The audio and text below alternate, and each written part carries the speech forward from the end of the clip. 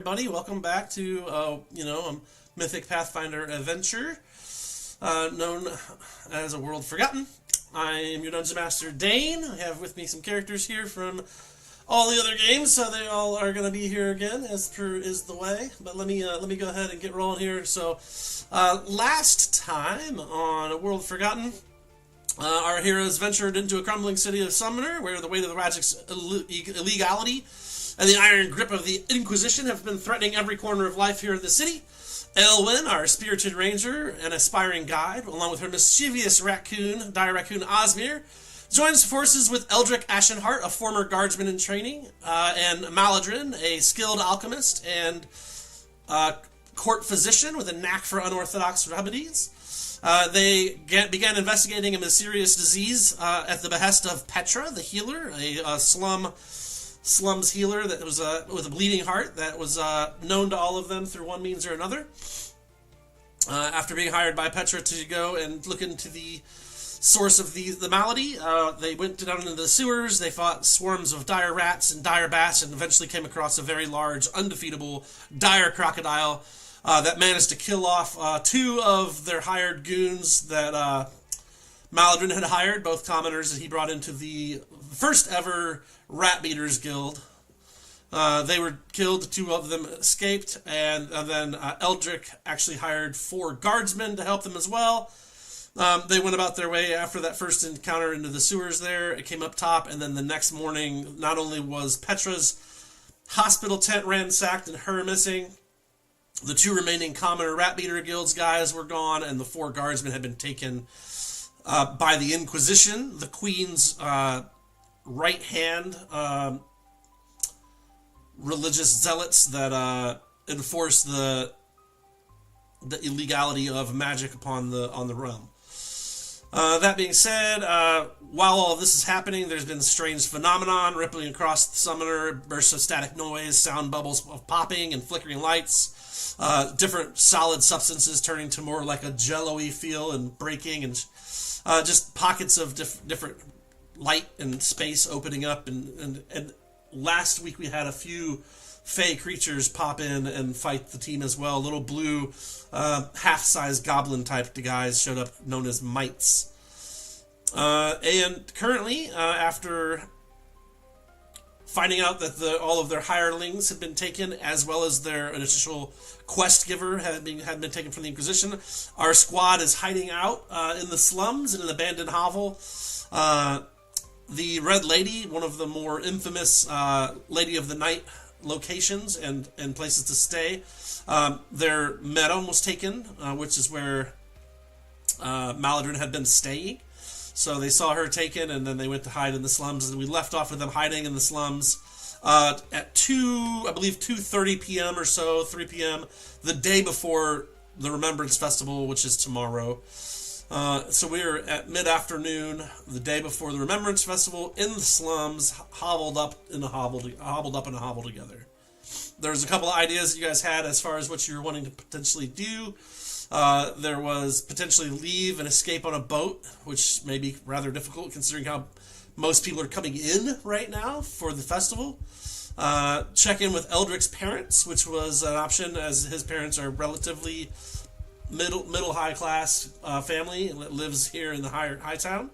Hide out in Maladrin's old flat that's been abandoned for a little over a year, but is still owned by his family that no one's been using. And then Elwyn had considered speaking to her Bart, the stable master, a friend of her dad's, who might have some information or might be able to help her to navigate her next steps.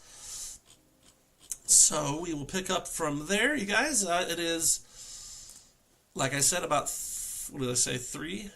Yeah, so about almost 3 o'clock, right? Meow. Hey, thank you for the heart key new. Thank you for the follow as well. But yeah, so that's where we're going to pick up, is right there in the hovel where you guys were. And we'll go from there. Take it away, Johnny.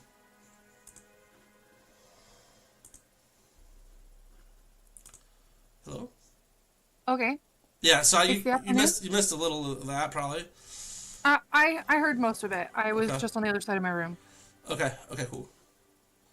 So you said it's like 3 in the afternoon? Yep, 3 in the afternoon, the day before the harvest, the whatchamacallit festival, the Remembrance festival, and you guys are in the slums in that little hovel you had found, hanging out currently. You had a couple of avenues of what you wanted to do, so it really just boils down to which one of them you want to do, or if you come up with some other ideas you want to drop on me last exact second now. So really, which one of them you? I think, personally, Aelwyn does not think actually leaving the city is a real thing that's possible. She's happy to follow up and like go along with Eldrick on the investigation of that avenue, but I don't know, you don't grow up in the slums without thinking about trying to figure out how to leave.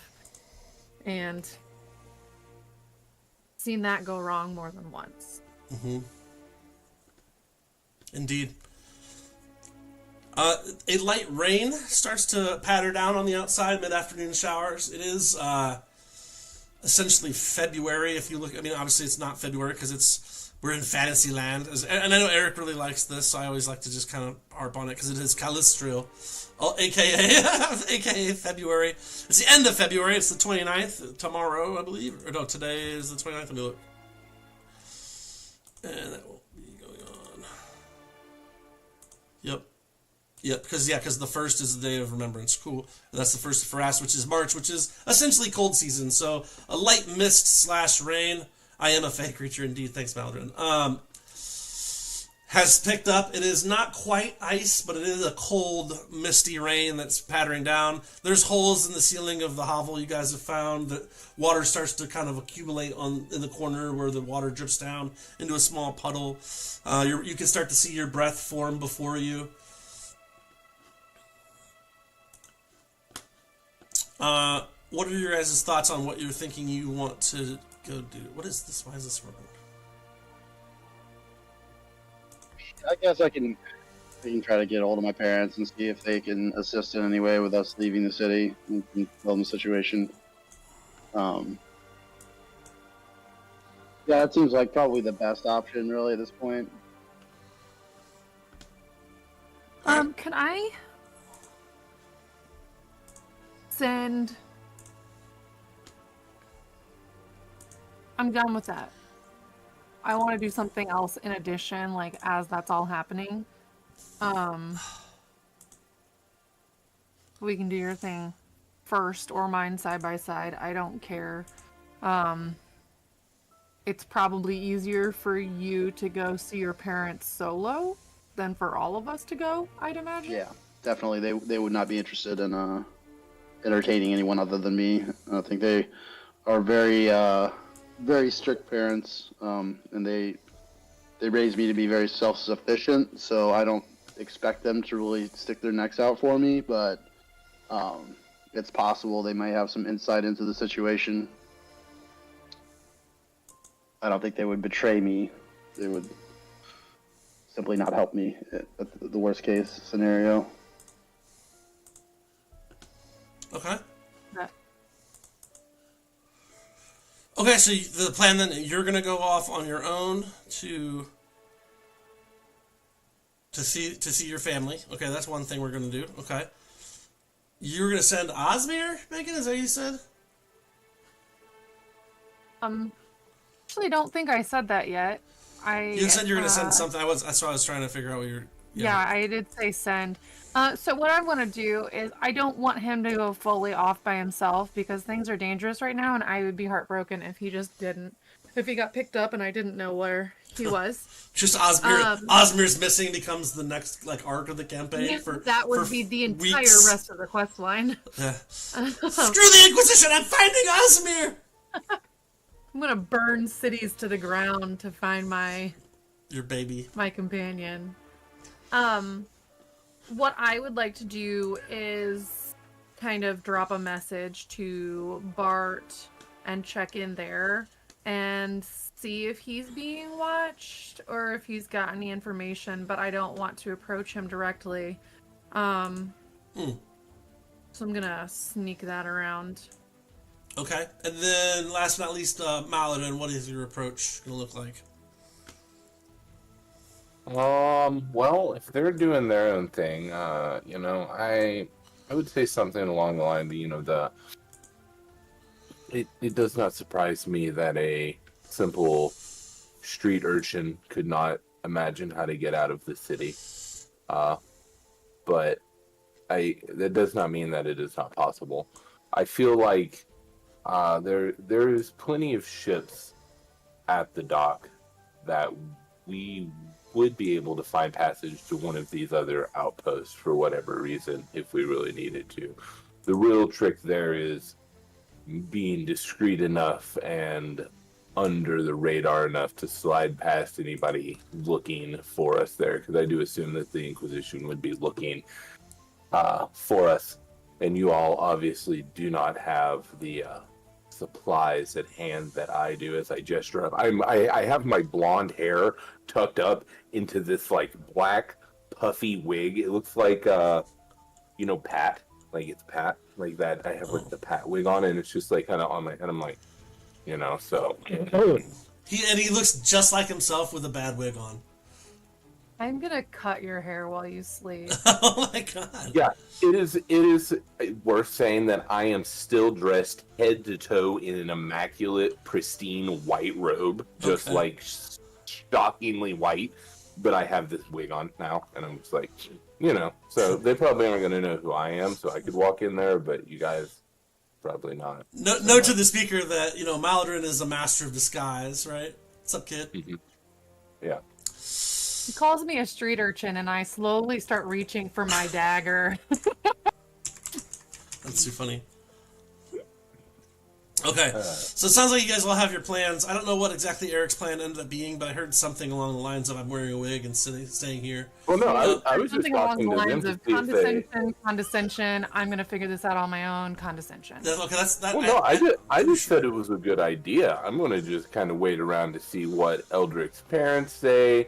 Maybe they can, like, help us along in the dock plan. Sorry, there was or only something. one condescension there when you called me a street urchin that couldn't think past my own being.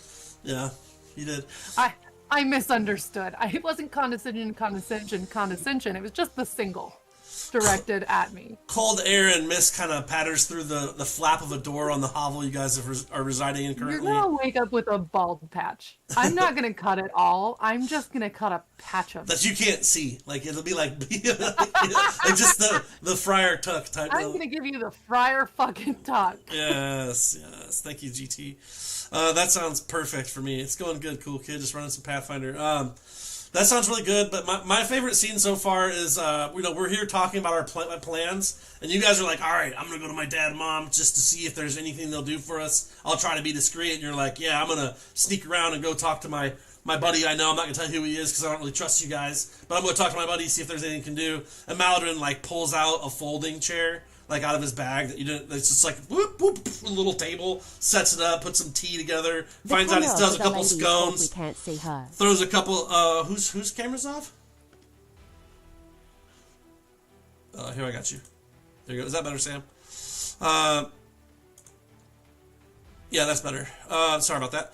But yeah, no, so he like folds out this, he's got some scones left from the Red Lady, a little bit of tea, and he like heats it up right there, and he's got a little table and his little camp chair. He's like, well, I'll just wait here until you guys tell me what happens on your end. I like the... One thing to discuss before we go further, before we split up and go our own ways, and that is that Eldric clearly was surprised at Petra's absence, but I don't know. Maladrin didn't like Petra. Who's to say that he wasn't the one that told everybody that Petra was using magic?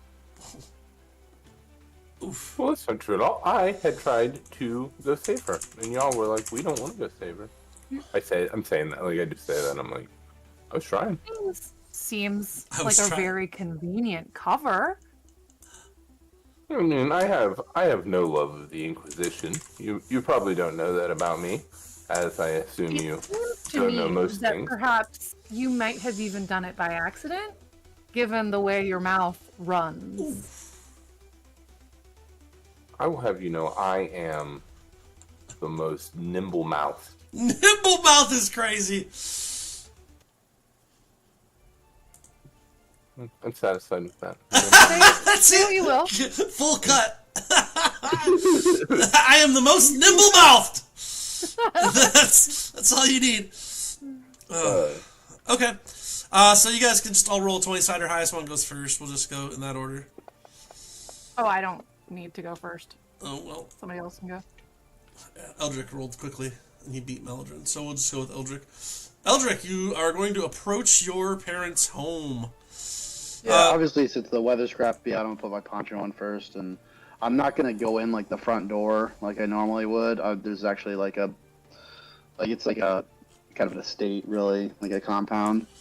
So I'm gonna go in like the back entrance, the sneaky back entrance that I know about, because I don't want to make it public that I'm visiting my parents. Okay. 5 generations of military leaders and guards and whatnot have come from your family on both sides. Both sides of your family have a militant history. You're the essential only son of 2 strong military families that have combined forces, 20 some odd years ago, right before you were born, before you conceived. This estate has been in the family now for... So basically, just shortly after their union, they were gifted this estate from part of the dowry of your mom. It is a larger estate as far as this country, the city itself goes. It is fully walled in. It has a courtyard with a garden. It has servants building. It has a maid building. It has its own small stable.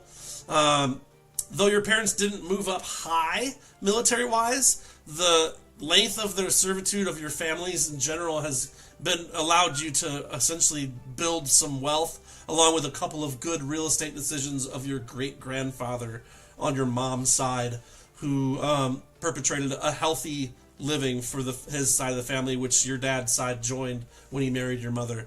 Your parents have not been warm parents. You were mostly raised by a maid or nanny who is no longer with the family since you became of age. She was released from service. And you're not actually quite sure where she even is, as you were quickly shipped off to boys' school and military school right out the gate, which says a lot for you. You have not been back here since you were released from guardsman training for the altercation at the school. You're planning on going in like the cook's entrance, essentially, in the back, or something along those lines? Pretty much, yeah. Okay. You know this place better than pretty much anyway. I mean, you were essentially grew up here. This is the only real home you've ever known, as far as any kind of home goes, even though you did stay often in the training barracks with the other family children of the guard. So I will give you +5 to get in here. So just roll, I guess, hide, essentially, +5 to blend into the entrance, to just get into your home without being seen. Stealth? Yeah, stealth, hide, whichever. Is there stealth or hide in Pathfinder? Stealth, yeah. Oh, the hell's... Is there hide in one of these? Stealth, yeah, okay, cool. Same goes for you. I'm not sure your exact plan, Elwyn, but I assume there's some stealth involved, whether it's you writing a note in bad, choppy English and sending it to him. So an 8. Eldrick, it's not very great. But you get inside. Not stealthy. You're not stealthy at all. You do manage to get inside the essentially the back entrance to the house. But a couple of servants notice you and kind of nod and kind of hurry past as you go. Do you want to use a Benny? Sure. All right, go ahead. Use the Benny. You each get 1 tonight, just so Eric shuts up. The one Benny. Yep. It's the Bennies you'll ever see. Hey, it's a little better. 11. Only one servant sees you, and he doesn't notice. He's carrying a large laundry basket full of sheets from probably one of the guest bedrooms, as they're not the high thread count sheets your family uses for themselves. But that being said, he sees you and kind of doesn't even look up because you're plated and, you look important compared to him. So he doesn't look up. He doesn't see your face, but he does notice you coming in that door. Where are you planning on heading from there? would have a good idea of where I could find my parents alone. Like I don't really want to, obviously interact with them with other people around. So I would be trying to just find like my dad's study or something, or where I know they kind of just hang out after a long day. Okay. So then go ahead with investigate or perception.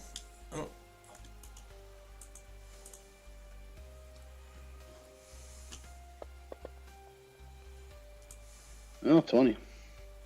So you're back there, and you kind of move through the house, and you end up in here where you think they might be hanging out. Okay? And you're right. Your dad is in there. He's over a tome. He's writing furiously. He's got a map on the table. There are a few ships on the water on his map. And then each of the towns, as well as the city itself, is notated on there with like a figurine of sorts. He basically has a Dungeons and Dragons map out with figurines on it representing the different towns, the city itself, and a few different kinds of forces and things. If you want to look more into that, you can. No need for sure. But he is in there, and he doesn't look up at your approach, not thinking anybody's going to be in his sanctum, that isn't supposed to be there. So he doesn't even really look up. He continues to work as if he's the man in charge, which he is. I guess, I'm just going to walk up to him and say, hello, Father. He looks up when you say hello. What's up, Joe? And he roll sense motive. Ooh, nat 20. You and your father he's never really been a man of many words with you. But you, for the first time looking at him, can sense his fear and happiness at seeing you. Not something you're used to feeling, his happiness. Or his fear. He's always been like a pillar of strength. But he looks up at you and he says, son, we've wondered what had happened to you and where you've been. There have been rumors. Please sit. Tell me what's going on. And he slides a pitcher of water in a cup towards you.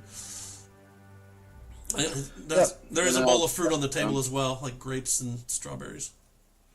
Yeah, I'll take the water and kind of just rehash the entire story. Like how I got kicked out of the guards, and I was trying to basically redeem myself, and I didn't want to face him or Mother without having succeeded becoming a guard. So I was in the process of trying to redeem myself and become a guard through this alternate path that they offered me. And then I got caught up in this nonsense with the Inquisition, and I know that they're after me, and I'm not really sure what to do right now. So I was hoping that he would have some advice for me. You did right to come here, but you've put your mother and I in danger by showing yourself. When it comes to the Inquisition, even the guard itself is powerless against the Queen's right hand of justice and protection against magic. Do you think you were seen coming in? Well, I'll tell him. I think one of the servants may have seen me, but they didn't react, so I don't think they recognized me. Okay. And he also is curious too. He listens to your story. I'm curious as DM. Do you tell him the story you just told us, or do you tell him the whole story? The whole story, like everything that went down. I mean, everything like, else too. From my perspective, what do you mean? From Millennia on, or from I got kicked out on. From the time I got kicked out of the guard training, and I'm like, basically in my perspective, no one that I've associated with has done any magic, has any capacity to do any magic.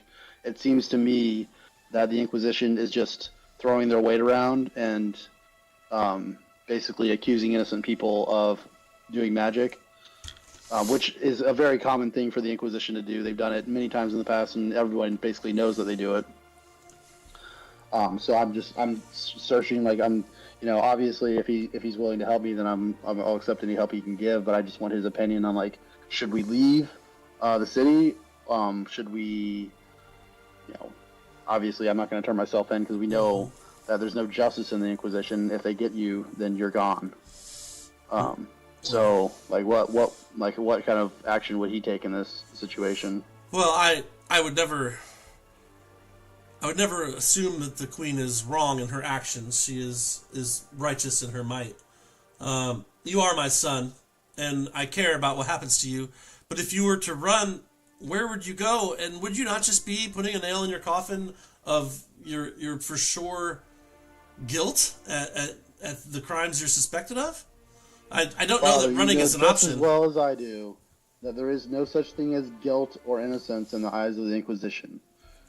Either if they suspect you of doing any magic or being associated with doing magic, you disappear.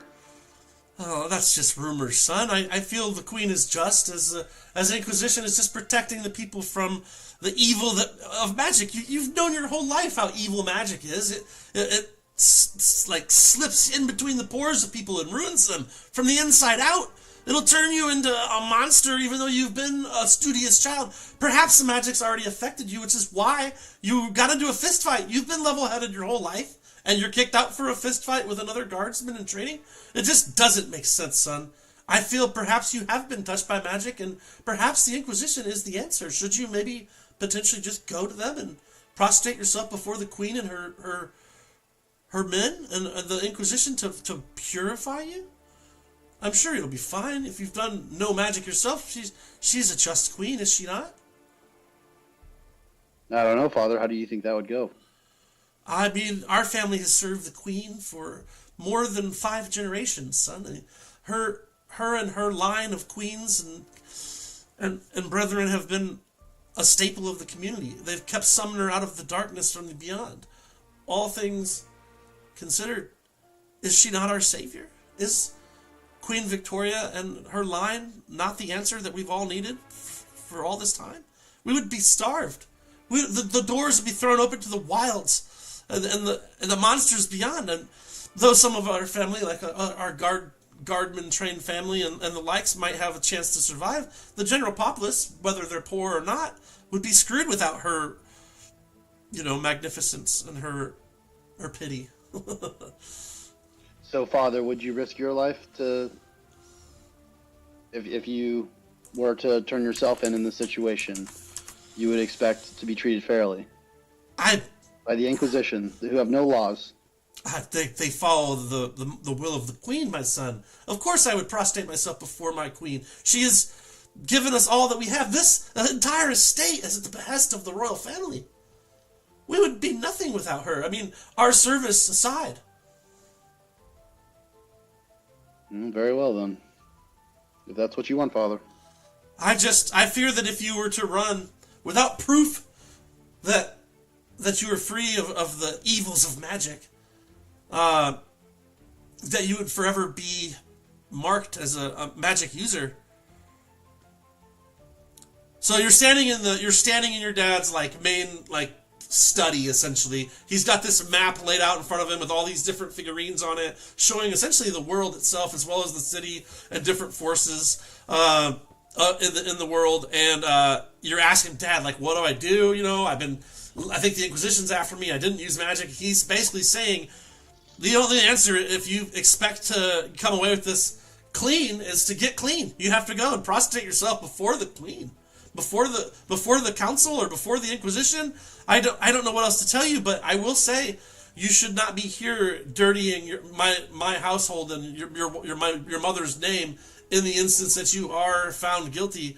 Magic is insidious. It could be lashed on you and you don't even know it. Let them purify you. Go to the temple district, perhaps. Perhaps one of the brothers or fathers there could cleanse you of the evil of the magic that's potentially lashed onto your soul.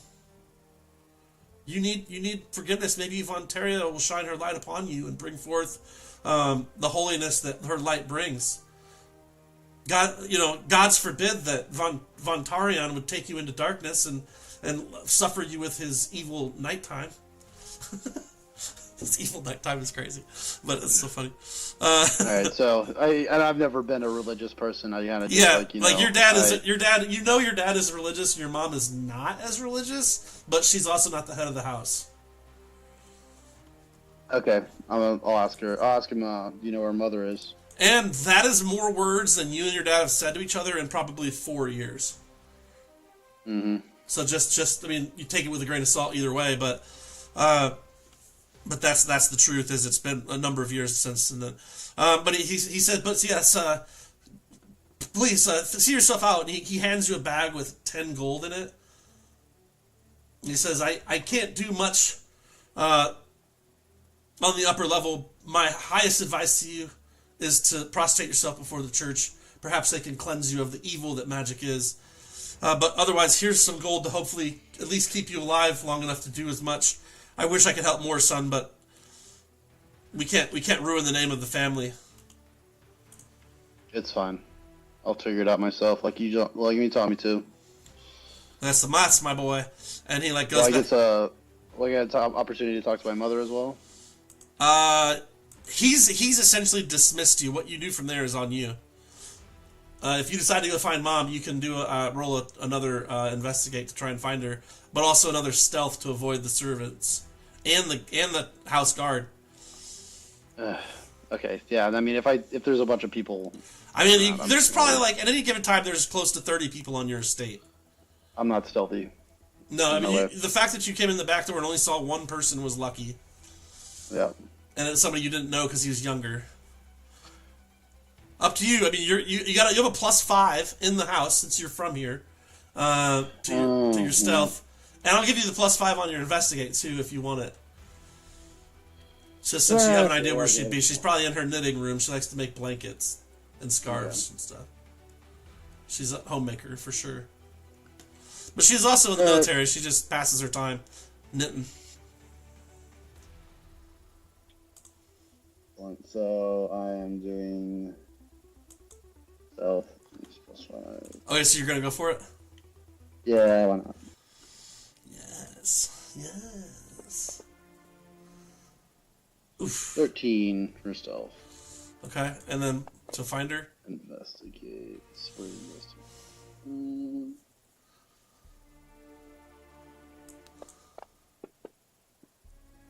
I do not see an investigate.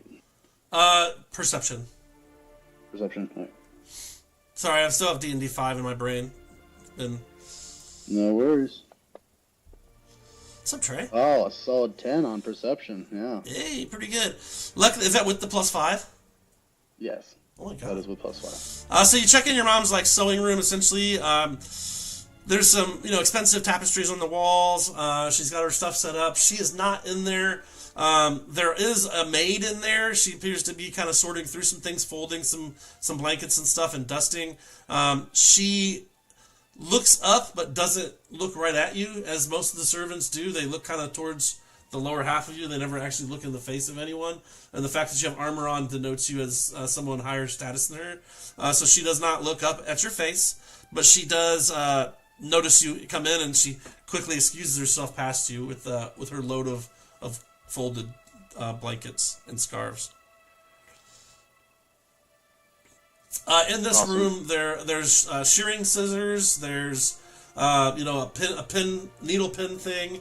There's a cloak clasp with your family insignia on the table.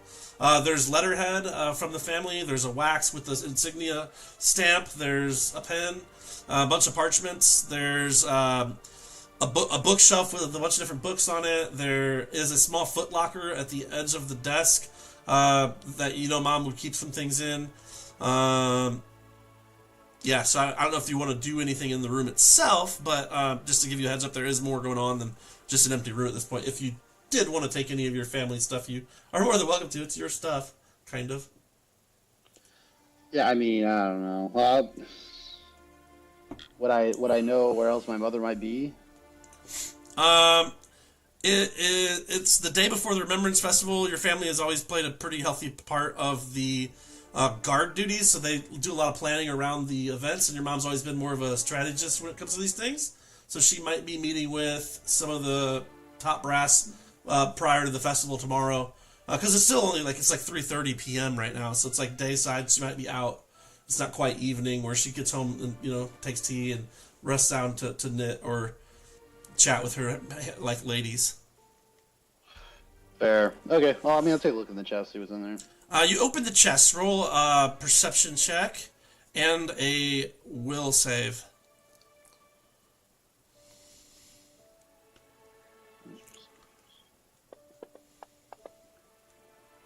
Ooh, 24 on perception. Do I get +5 in the will save? No, you just get your normal. Ooh, nat 20. Okay, perfect. So you open the chest and you immediately realize that the chest itself is magical. You've not seen a lot of magic in your life. This chest is 100% magical for sure. As you look inside, you see it travels down into a 10 by 10 room with multiple items inside it.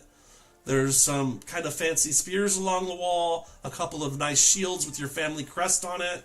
There's a bag full of potions. There's 3 rings, and there is a spool of like 150 foot of rope. The chest is there anything special about the rope? It's just rope. You're an idiot when it comes to anything magic. So you don't know, but you can tell that this chest is magical because it's literally the size of like 2 shoe boxes. It's about 2 foot by a foot tall. It's maybe 50 pounds. Interesting. You're essentially shocked because this is in your mother's private place. Your dad, staunchly religious, very against magic. Your mom, in possession of a magic item. Your childhood just got kicked in the throat. Let's just, you know what I mean? And I'm gonna let you sit on that. Elwyn, what's the plan for you and Osmir over in the Stable Master? Bart. Yeah, I think I'd actually like to wait until it gets closer to dark before I try to attempt any of this. Okay. So that it's harder to be seen.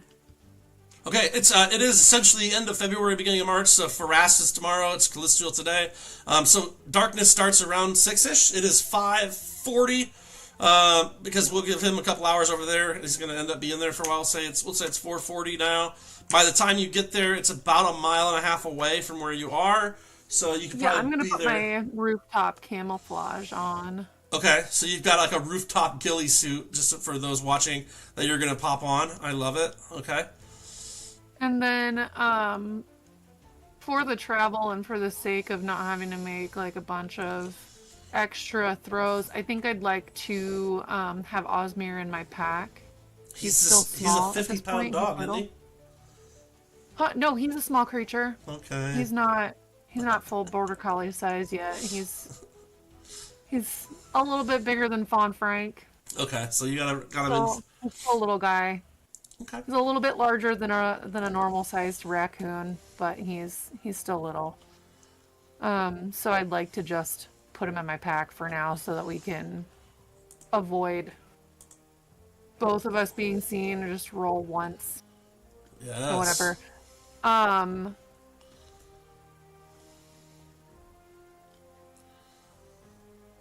And I guess instead of writing a letter...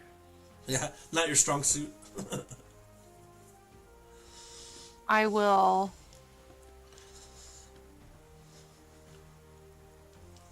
I'll give Osmir, once I get there, I'll give Osmir something out of my pack that Bart knows is mine. He knows Osmir's yours. I can read. Yeah, you're able to read. You gave me notes you gave me letters. Yeah, you can read. You're just not super. It's not your strength. So you're not reading a bunch of languages or anything, but you're not Maladrin reads on another level. Like he reads 60 words a second. I'm not a hoity-toity that guy. Yours true. I can read fine. Nothing wrong with my reading. You gave me a book of letters. What am I doing with a book of letters if I can't read them? You can read them fine, just not real well. Because you read like Hooked on Phonics. The beginning of the letter.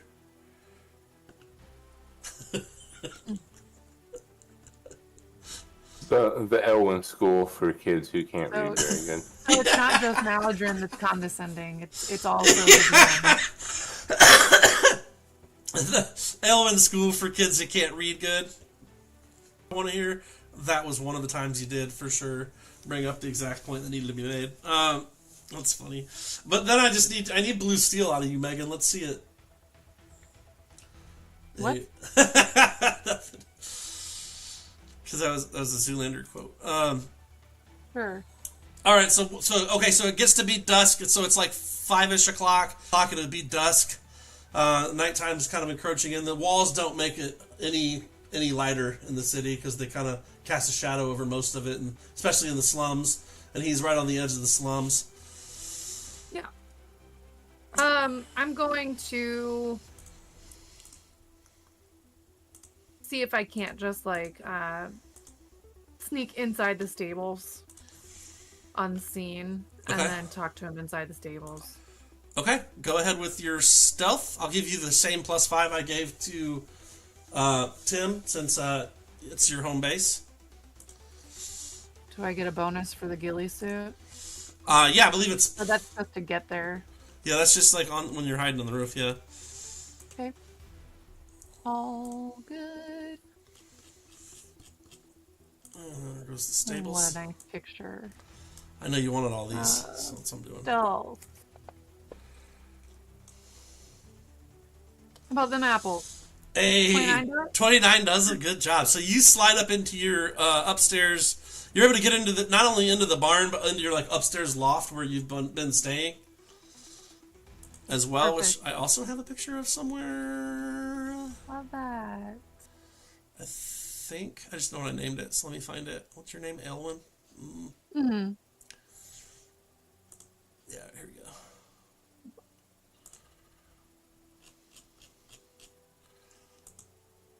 Cute. Yeah, so it's actually not bad. Like, for being a little street rat, once your dad passed and you had to come live somewhere, Bart, he's kind of a quieter guy. He's never been very emotional, but he's always been very endearing in the sense that he's taking care of you. This was not a built-in room up here. It just had hay in it. He put that window in for you.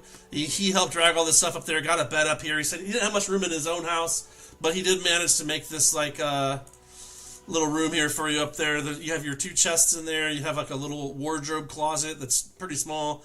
An extra cloak, some different herbs and some plants. Change my clothes while I'm here. And change your clothes. You've got a couple extra weapons here if you want them. If you want like a common short sword or long sword. You have 50 more arrows here. I do want to grab my arrows. I don't need a sword. I have a sword on me. You have a harness for your raccoon here that you haven't been using.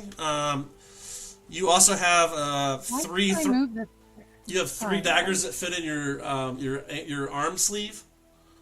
Here you have 3 of those like arm retractable daggers. They're just regular daggers because right now I have an adamantine dagger. Yeah, they're just you have regular daggers that'll fit in your pop out wrist sleeve. Okay, 3 daggers and 50 arrows. Cool. I'm gonna change my clothes so that I'm not a hot mess. Roll a perception check while you're up here.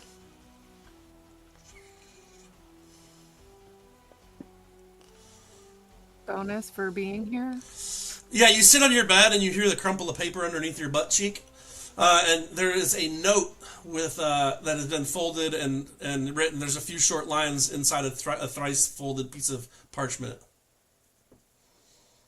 Okay. I'm going to read it adeptly because, again, I can fully read. Okay. I am not a street rat. I can fully read. You're reading it. Just slowly. No. Elwyn. If I know... You better speed this shit up, Dane. I'm in danger. It says, Elwyn, if I know you at all, I know you'll be here to see what is going on. Guards and blackmailed Inquisition enforcers have come by looking for you. I told them the truth, that I had not seen you, and then I doubted you would ever contact me as it would put me in danger as well. Do not try to come see me. The place is being watched, for sure. I don't know what trouble you find yourself in. Know that I don't believe any of the ill-begotten rumors that I've heard of you using foul magic in the streets, or summoning demon crocodiles. Many things have been floating through the rumor mill, essentially, that I've heard as people come into town, describing you and a 300-pound rabid raccoon, along with a white-haired banshee and a knight with glowing red eyes trekking through the sewers and summoning hordes of demon rats and things. I don't believe them to be true, but mind your P's and Q's and keep your head down until this blows over, or I hope that you find a solution to whatever it is that is causing this horrible situation to come about. I've left you all I can spare, as well as something your dad gave me in case the fear of the Inquisition was ever upon our house. And there is a pouch with 10 gold in it, as well as a brass ring with strange, intricate writing inside the inner pane of the ring itself. I'll slip the ring on underneath my glove. Roll a will save. Sure.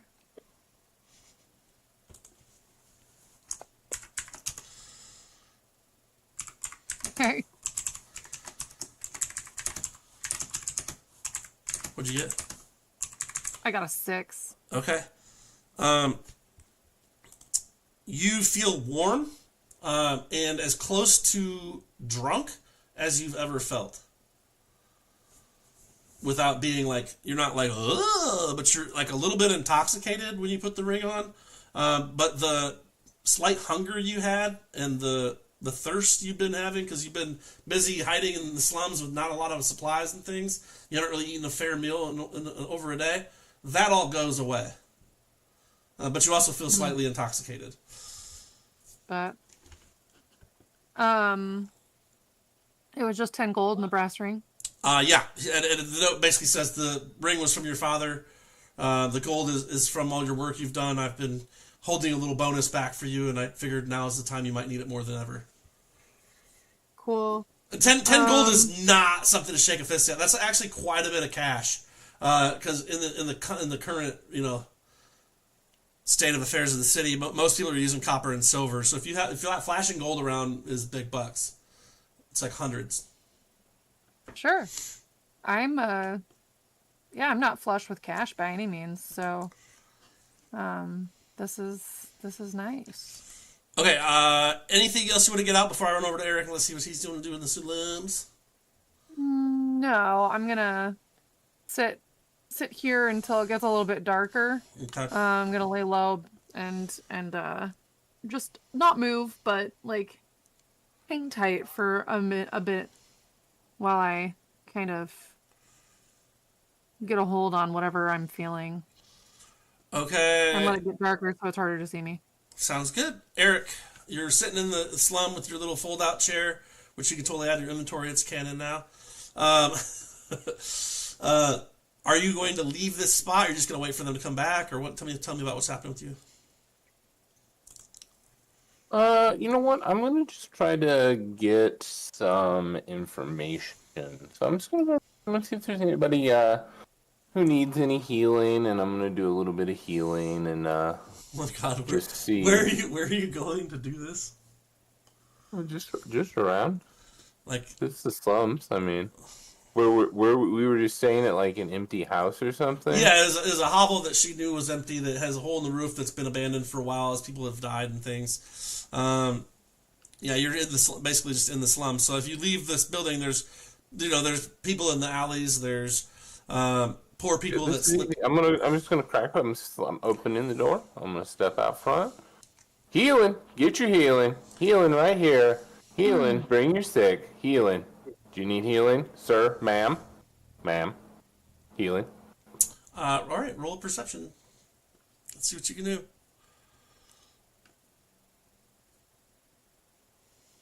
Instantly struck down by 75 Blackguard Knights.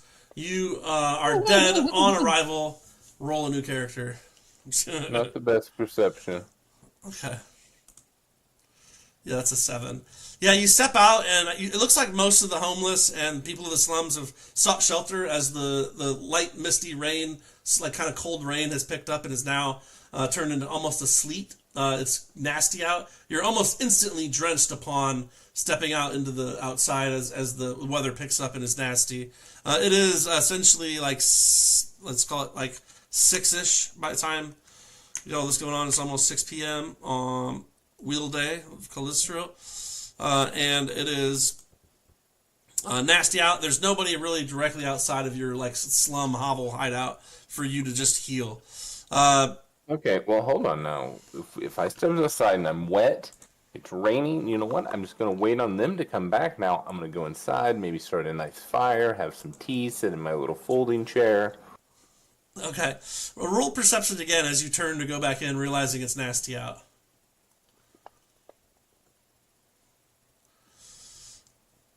This particular hovel, as you enter in, the only window this place have faces in the direction in which the sewers were that you guys entered initially that had guards on it. And you go to set your tea up and you look out the window and you see the 4 guards that were guarding the sewer before have left. Uh-huh. Okay. Okay, I'll take a note of that as I'm sipping my tea. Okay. Do you take sugar or? No, I'm sweet enough. Fair enough. Okay, cool. And full circle then, back to Eric, or I'm sorry, back to Tim and Eldrick and his parents' abode. And I'm sorry, Eric. I'm sorry, real fast, Eric. No interest in the flat whatsoever. I mean, is there anything in here worth being interested in? You haven't been to not the flat you're in, the flat your family owned. Oh, my family's flat. Because they both. It's how far away is it? Maybe like 45-minute walk. Nah, it's raining, bro. Not happening. Okay, that's fine. We can leave that on the back burner. It's always there. It's not gone anywhere. It's because you're in the slums. Like your family's at least from Midtown, if not higher. Yeah, I mean, I don't need anything there. I didn't lose anything there. Yeah, I mean, it's your dad in your place. I mean, he's been dead for over a year now. But it's the place is paid off. I mean, all but taxes. So who knows how the state it's in or if anybody's popped in, but it's all good. Okay, cool. So go ahead, Tim. Sorry, I had to bounce back real quick just to make sure. No worries. Yeah, I'm gonna leave a coded message for my mother. This whole epiphany of her having a magical artifact is troubling, and I really don't want to do anything else until I find out more about it. So I'm going to leave a message for her on her desk stating that I ended up looking in that place you never told me to look. I have some questions for you now. I'll be waiting inside. And I'm going to go down inside the chest and wait for her. I love it. I love it a lot, actually. Eric, I need your math. How much air is in a 10 by 10 room for how long for one person? Is it 10 minutes or an hour? But no, after about an hour, you will start to feel kind of lightheaded as the air's been suctioned out of the room a bit. That's fine. I can open up the top. Open the top up, okay. Air. Okay. So. Yeah, so you'll wait. You're gonna wait it out. So we'll eventually get back around to that, and I guess we can just speed forward because I think everybody's essentially just waiting at this point. So we'll push forward. She shows up right around 8 o'clock at night. So 8 o'clock on Wheels Day in Calistro, the 29th. She shows up. You kind of hear some clamoring, and then she kind of shuttles some people out of the room and opens the chest and calls down to you. She says, "My son, you're here?" And you hear her, "Are you going to come out or are you staying down there and expect her to come in?"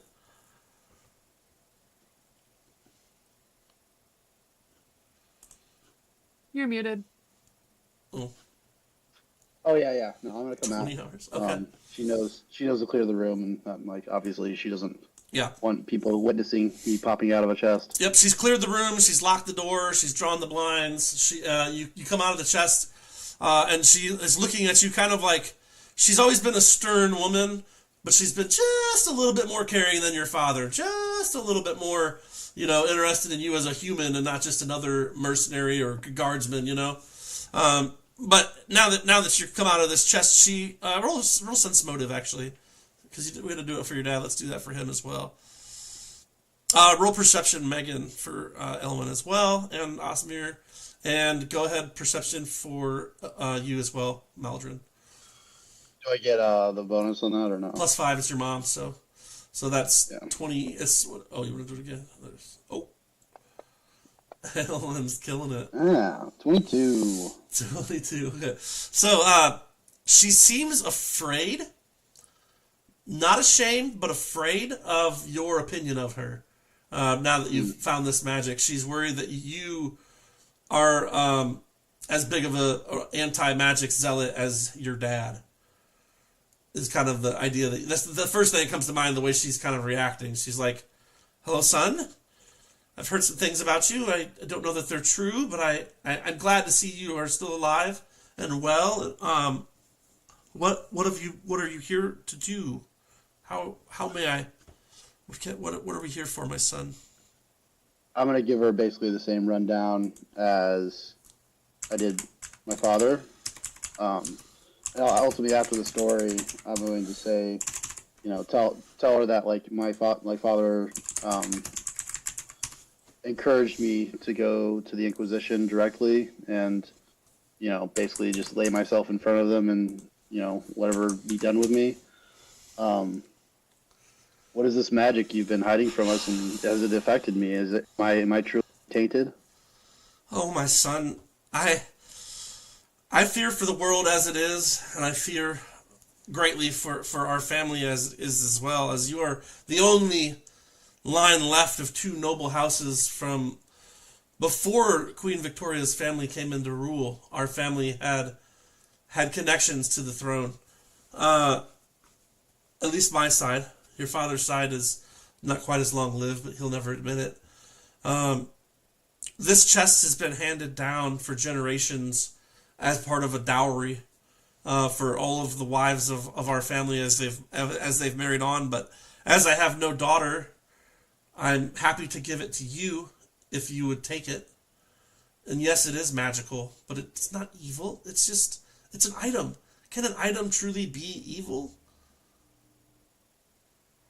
I've been told my entire life that magic is evil. I would have thought so as well.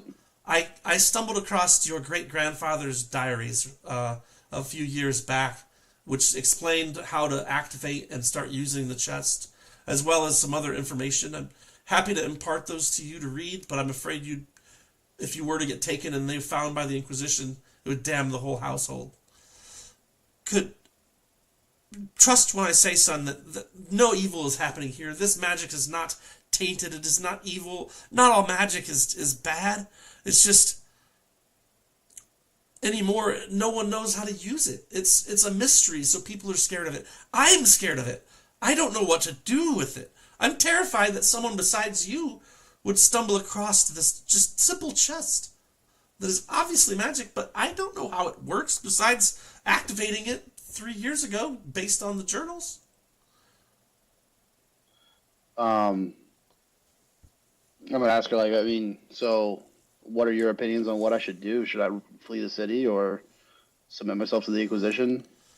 I think both of those options are extreme. Our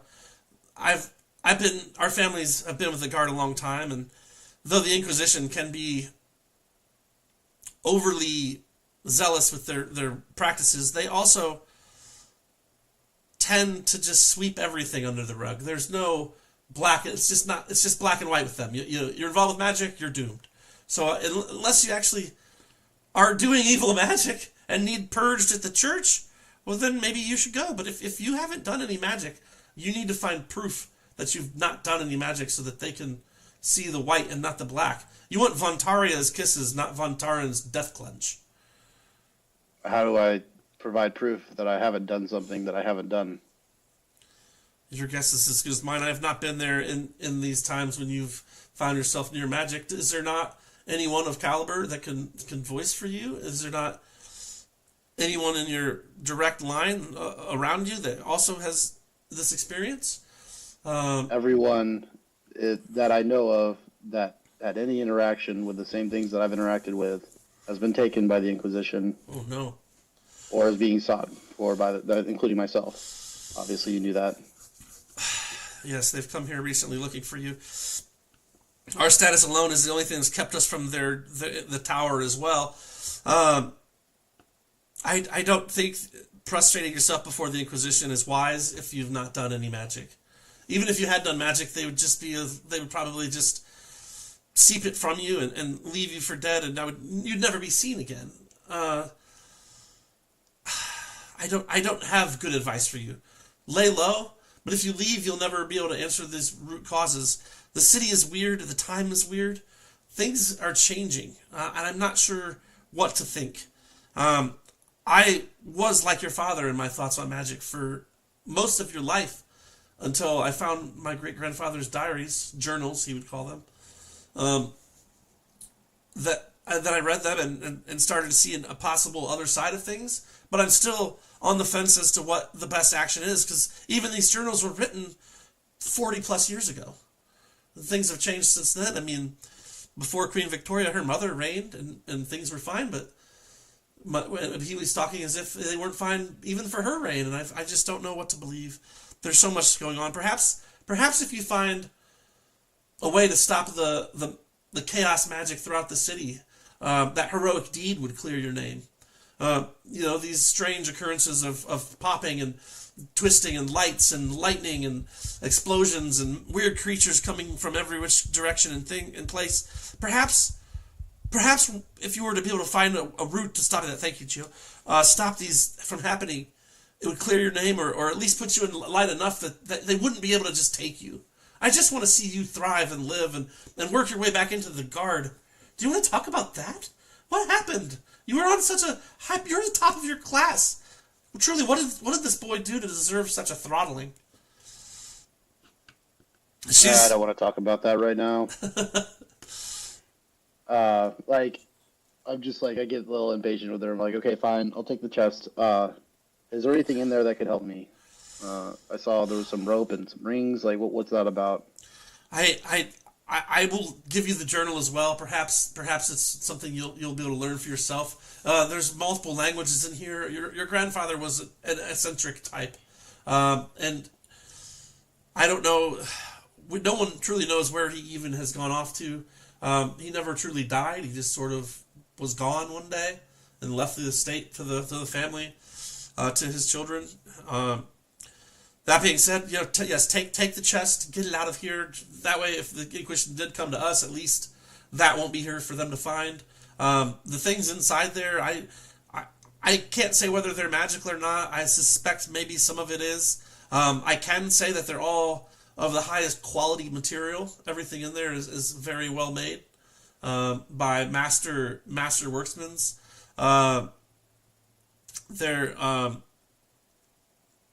So just know that what's in there is of the highest quality at the very least. Cool. I'll take the chest and get up.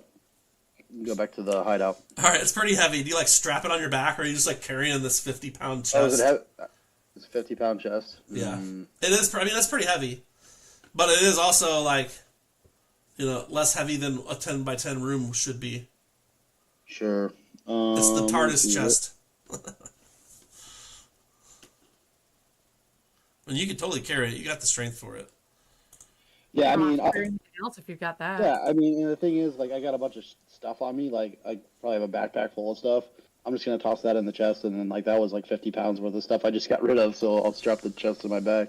Yeah, there's some rope you could make a shoulder strap so you can kind of hold it. Very strong. He is very strong. Thank you, C-3PO. I don't know if you guys probably can't hear the chat and TikTok when they talk, but it's a random voice, and sometimes it's C-3PO. And they just said, he is very strong, and it was his C-3PO voice. That's good. Yeah, so good I'm going to go back Gio. to the hideout then with the chest and start going through the notes. Okay, perfect. Okay, so you're heading back. Elwyn, your 20 perception. Bart is... Nat 20, baby. Your nat 20. Bart is downstairs. He has two people with horses that are checking their horses into the stable. He is overworked and underpaid without his hand to help him here. You notice instantly that one of the two riders that he's checking in is actually an elf. Interesting. Not something that is seen much in these parts. The elf appears to be the servant of this kind of haughty nobleman that you don't recognize. The elf is clad in kind of like almost insufferable servitude type gear. He's got like the ruffled, stupid collar. You can see tattoos on his neck and hands. It looks like his body may be covered in tattoos underneath his frivolous exterior clothing. His ears are hidden, but you're looking through the cracks of the floor. You just see as he turns and looks from above. You can see it's tucked into his pompous hat that he has to wear as a servant. He doesn't appear like beaten or in ill repair of any kind. Like he's in good shape. But this is probably the maybe third elf you've ever seen. They're typically not in town long, if at all. They don't seem to like it here. What you would know about elves is the rumor mill says elves have essentially taken over some of the wilds outside in the jungles of the world. They've reverted back to their Fey ancestry and just taken on more savage demeanor than the high elves of yore. If you would have taken over the wilds. Yeah, so some areas of the wilds may or may not have elven communities, but it's like no one goes to travel out to see them. The fact that one is here is kind of weird. The fact that he's a servant is probably not as weird. But he may have been taken as a small elf, or he may have been captured as an older elf. It's hard to say. You don't think most elves would willingly be servants to frumpy lords and things, but this one apparently is. They check the horses in. They head to the closest tavern to them from there to check in for an inn as well, as tomorrow is the day of Remembrance. But Bart's talking. Bart talks to them. They leave. He's at the entry of the barn. They've left. You're above him. He's below you. If you were to try to contact him and not be seen, you could literally like lean your head over the edge of your loft and be like, "Hey Bart, I'm up here." If you chose to. No. I got what I came for. Okay. Very cool. And Bart has always been kind of one to keep his head down and out of the affairs of others. That's why he's been so good at being a stable master. He also has a pretty wide network of traders that he deals with, as well as a lot of people who help him with, keeping his cattle and his other agricultural things going. Because he's not only a stable master, but he's got his hand involved in a lot of the livestock of the town. He is in charge of keeping alive. I'm gonna actually take out a small piece of parchment and just write "thank you" on it and slip it through the crack and let it fall down. Oh, roll a. Yeah, we're gonna give you a 20-sider for that. Let's see what you got. Let's see how good it floats. I want it to like land on him. You know what I mean? Whoosh, just like sure. Perfectly. Wait, just a raw 20. Whatever you want it to be, it's fine. A luck check. Yeah. I'm fine for that. About a 13. Okay. It scoots down and like bangs against his boot indiscriminately. And he picks it up and looks around. And you disappear into the shadows. This is like right when you're going to leave. So go ahead for your stealth to get out of there. And we'll kick back over to Eric. Eric, what was your check? 60. 15 for perception. Oh, yeah, 15. The same thing. You're right. Around it. Okay, Aelwind. Was that with your +5 on there? Yeah. That's pretty good. I am a shadow in the night. Osmir goes, meow, meow, meow. But your 15 perception, not much to see here, really, Maladrin. You did notice that those guards were gone just as the lights of the slums were kicking on. There's kind of these gas-powered lights that run through the city that do a pretty good job of lighting the place up. But there's still kind of a dull lantern, not super duper bright. And you're just kind of chilling in the hovel. And it sounds like everybody's leaving, so give me your stealth to get out too, Tim, and then we'll reestablish everybody back together. and it's going to be 9:30 the night before the Harvest Festival, or the Remembrance Festival.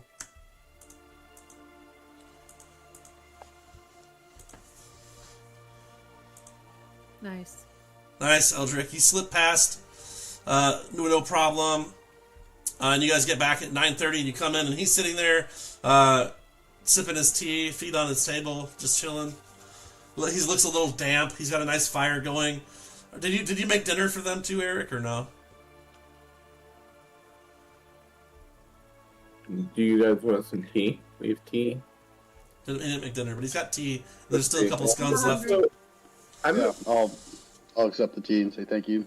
And start reading over the notes. I don't eat meat, but I have some crackers. If you guys want some crackers. A couple of scones left from the Red Lady. Sure, thank you. And I'm gonna look through the notes specifically for the rings. I want to see if the rings are magical or some kind that will help us in the whatever we do next. Yeah. Okay. So Eldrick gets in there and he instantly crisscross applesauces in his armor and everything, bangs against the floor real quick, and just opens up some he's got 2 journals. He starts reading through them, kind of flipping through, looking for something specific. Doesn't say anything to anybody. He's got a 24-inch by 12-inch tall foot locker on his back. Okay, yeah, that's probably about right. You said it was like 2 shoe boxes worth of. Yeah, it's like 20. It's like 2 foot wide. Okay. And 12 foot tall, or 12-inch tall. Yeah. So cool. It's 2 foot by 1 foot, basically, in a cube. Yeah, you just got that on your back, and he plops down, armor and all, makes some noise, sits down, starts reading, flipping through the dull light of the hovel. It's pretty bad lighting in here. It's hard to see, but he's got the fire going, so you got a little illumination. Very good. Anything you guys could communicate together briefly? If you have anything. Yeah, I accept the tea from him. If he says anything to me, I'll respond to it. But For the window. I'd like to cover the window. Okay. So hangs her ghillie suit over the window. Yeah, whatever it has to be. There's a hook. It's easy. I was going to heal the masses, but with the rain, it just did not. We didn't have the turnout that we were looking for. Were you guys successful in your endeavors? Successful seems like I don't know. It doesn't seem like a great word for what happened, but confirmation that the Inquisition specifically is looking for us, and I will offer the letter to them. So when you say us, do you mean you, or like us, like... Nope, I mean myself, a 300-pound raccoon, a white-haired banshee looking at you, and some red-eyed knight soldier thing, so guessing that's you, bud. As you say, blonde-haired banshee, I'm like... Tucking it into your black poofy wig. I feel like this is fine. Yeah, I'm gonna respond with basically, yeah. I mean, I wouldn't say that it was productive. I guess I'm more confused now than I was before, but yeah, my father told me to turn myself in, and my mother told me to lay. So I think to lay low. I trust my mother's. I trust my mother's judgment much more than my father's at this point, honestly. She's always been more logical, less of a sycophant. So good word. That's the way I'm gonna go. We're just gonna, but with the notice of the guards leaving the sewers. Did you tell him that, Eric? Honestly, you can both roll perceptions on the way into the hovel to notice, because it's basically on the way back anyway. Yeah, I assumed I would have seen it too, but yeah, I assume so as well. I'm thinking he's very strong. Not great. I didn't see anything. I didn't see that. I was just trying to get back in. Yeah, it's dark and rainy, so unless he said something. So consumed with reading these diaries that I probably just maybe glanced, but didn't really notice that the guards were gone. But yeah. I will notice that he's got something separate, something different strapped to his back now, and kind of knock on it and say, anything that'll help us? I'm gonna hesitate at this point Ooh, and sense be motive. like, You can sense motive, and you can also lie or diplomacy. Sure.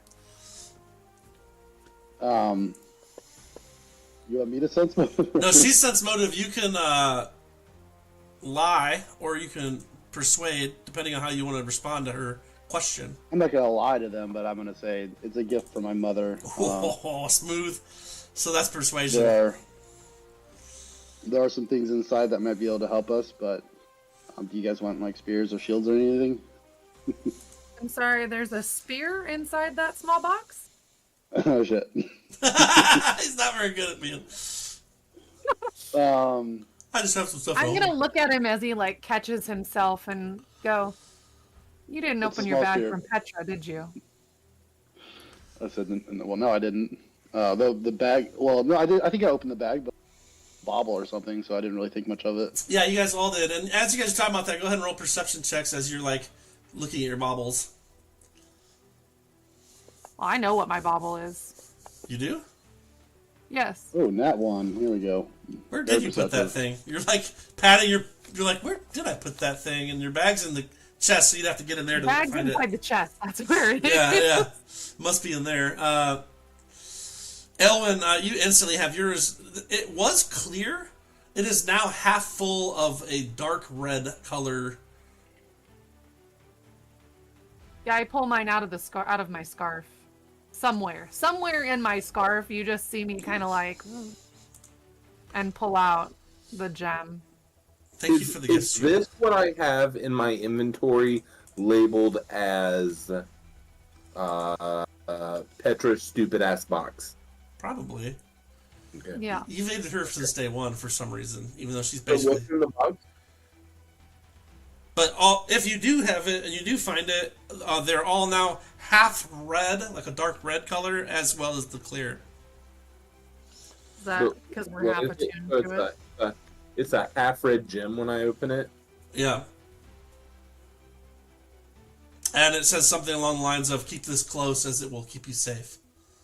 There's more to you than meets the eye. And then you hear like the Transformers soundtrack kind of click off. It's one of those like, it's one of those cards that open up that makes noise when you, you know, like, Yeah. more than meets the eye. It doesn't actually do that, but it could, and you'd like it if it did. But yeah, so inside is a gemstone. If you guys have taken it at this point, and you have, so you should each have it. Each one of you gets a +1 to your AC from carrying it on your person. So if you haven't done that, you should. Yeah, I did that because I cast Detect Magic on it. Right. I guess the point of bringing these all out is to say we know that Petra. I do that. I guess I look at them and go, listen, I think all of us know that Petra was not an innocent person taken by the Inquisition. Others may have been.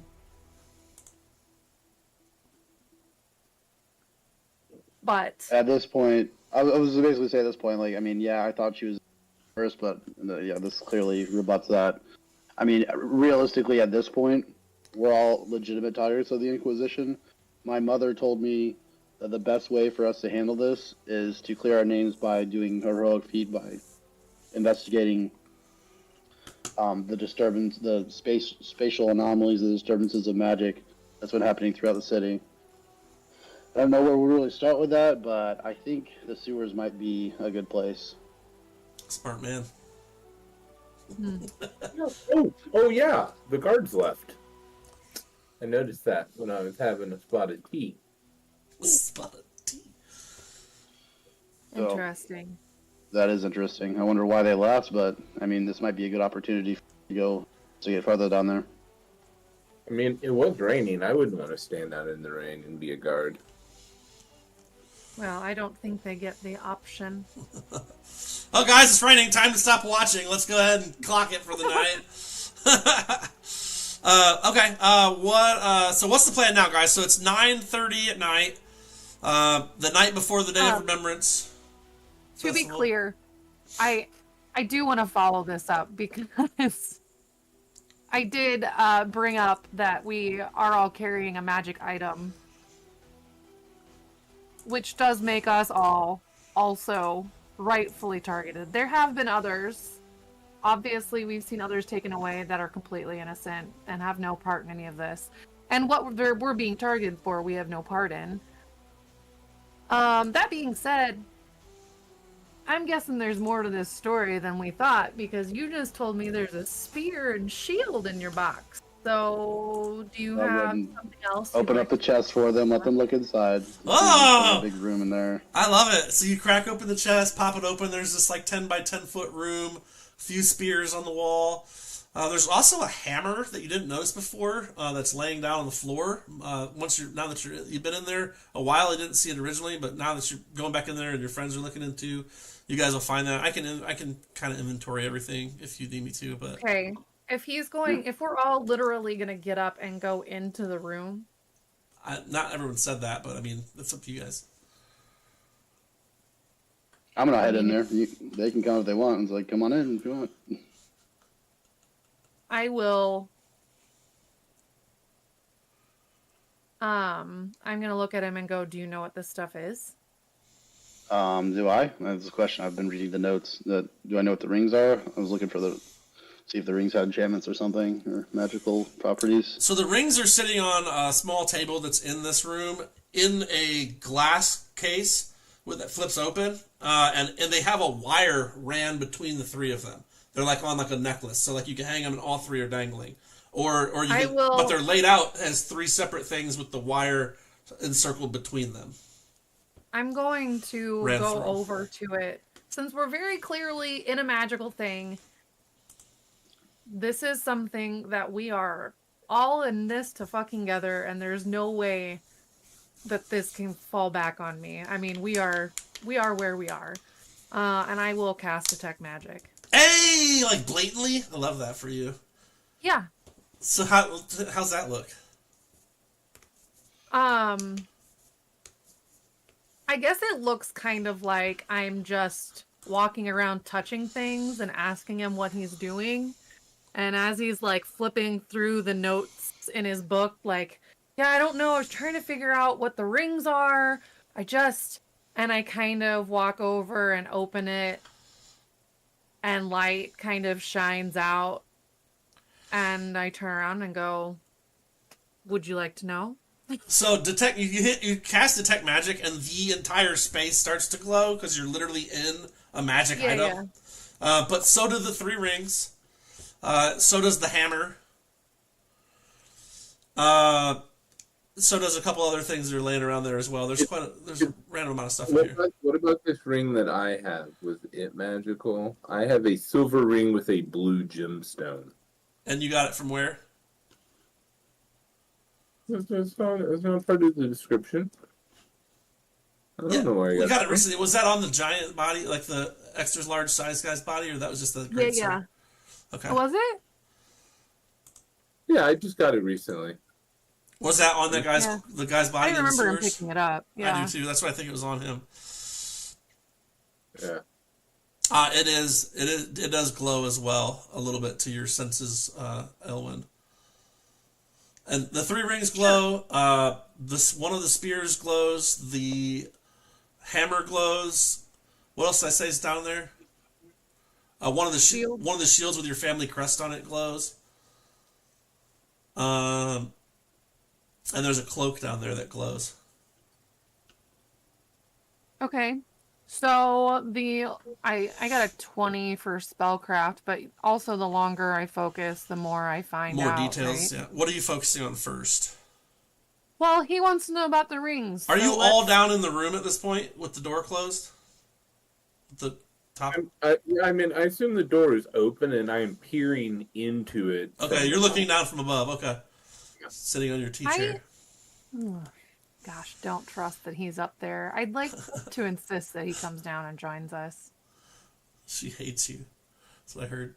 No. So sorry.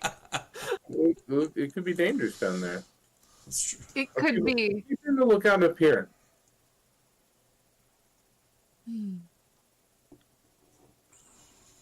You're focusing on the rings first. That's what I heard. Mm-hmm. And you got a total of 20 on your spellcraft and a couple rounds of detect magic.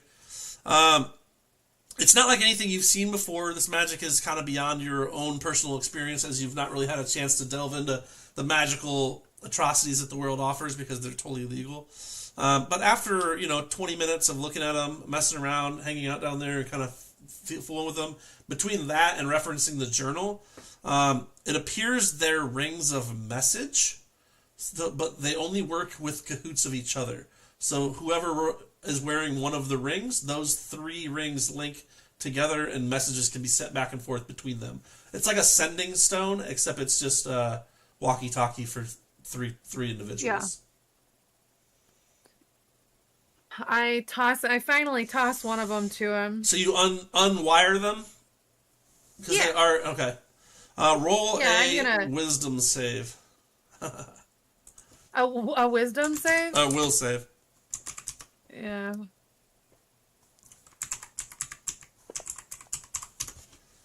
$20. Okay, you do it fine. You feel some kind of spell tingle at you as you unclasp it and start to take the rings off. Sure. I put one on, I toss one to him, and without saying anything, I leave. I climb up out of the box. You give one to Maldron as well? Not yet. It's not my ring. Yeah, fair enough. So I just leave the other one down there, but when I get up top, how do I want to do this? I walk it like as far away as possible and just go, I think I figured out what it is. Just in like the direction of Eldrick. So I guess I just think that, right? Like I don't it's have to rapport say it out spores, loud. yeah, it's rapport spores. Yeah. So I just go, and without saying anything, I go, I think I figured out what these things do. And you hear that in your brain, Eldrick. So what, like telepathic communication? That's insane. He says it out loud. So you hear him say telepathic communication? Oh my god! By the dual gods, the twin gods themselves! I'll start looking around. It's like, is any of this other stuff magical? Yeah. I will, yeah, I'll go back down there and help him figure it out if... Or I could bring the stuff out if she doesn't want to be in there. It's fine. Like, it's my little storage shed. Really. I can take the stuff out. I mean, it's late, so, like, I don't think I can go through and, like, sell off the stuff that's not magical to try and get more equipment or something, but, yeah, I'll take out the stuff. I mean, all the stuff, really, and, like, see if she wants to go through it. So ultimately, like, I'd like to go back in the sewers, but if there's something in here that can help, it's, we want to identify it. First of all, I'd like to suggest that we keep a set of non-sewer clothes, perhaps in the chest, so that we can just not always smell like sewers. Would be ideal. I plan on putting all kinds of things in here. Like, it's, my backpack of holding at this point. Yeah. I mean, I can stay up for a little while longer and try to help him figure out what the other stuff is. I don't know if I'm ready. I don't know if Maldron saw me casting Detect Magic down there. I did, and I identified it with Spellcraft. Cool. I'm not gonna cast anything else up here. I was cool like a cucumber, though. That's okay. I'm just gonna concentrate for as long as I can with Detect Magic and go from there. Oh, you said there's potions down there. There was a bag full of potions, yep. So yeah, I'll distribute those. I'm gonna hand the bag of potion, or I'm going to, not, I guess it's not mine to do that with, but I'm gonna look over at Maladrin and go, "You seem to be the guy that would know about alchemical solutions. What do you know?"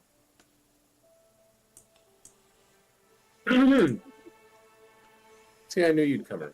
I know everything that we need to know here. Rest assured, this bag of potions, oh, yes, this is going to be my crowning achievement. Let's go. Let's break it up. What do we got? I'm gonna look in the bag. All right, let's get some alchemy checks going in here.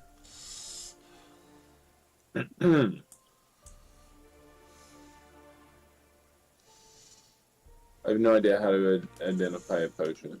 Spellcraft. Okay.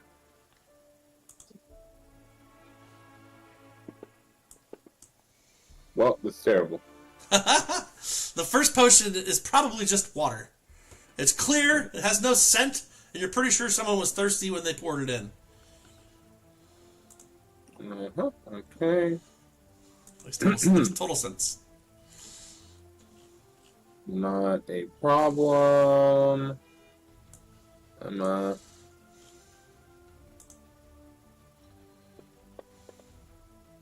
Oh, yeah, fantastic. I'm gonna hand this one out. I'm gonna be like, I'm gonna hand this one to Elwyn. I'm gonna be like, yeah, this one here, it's a healing potion for you.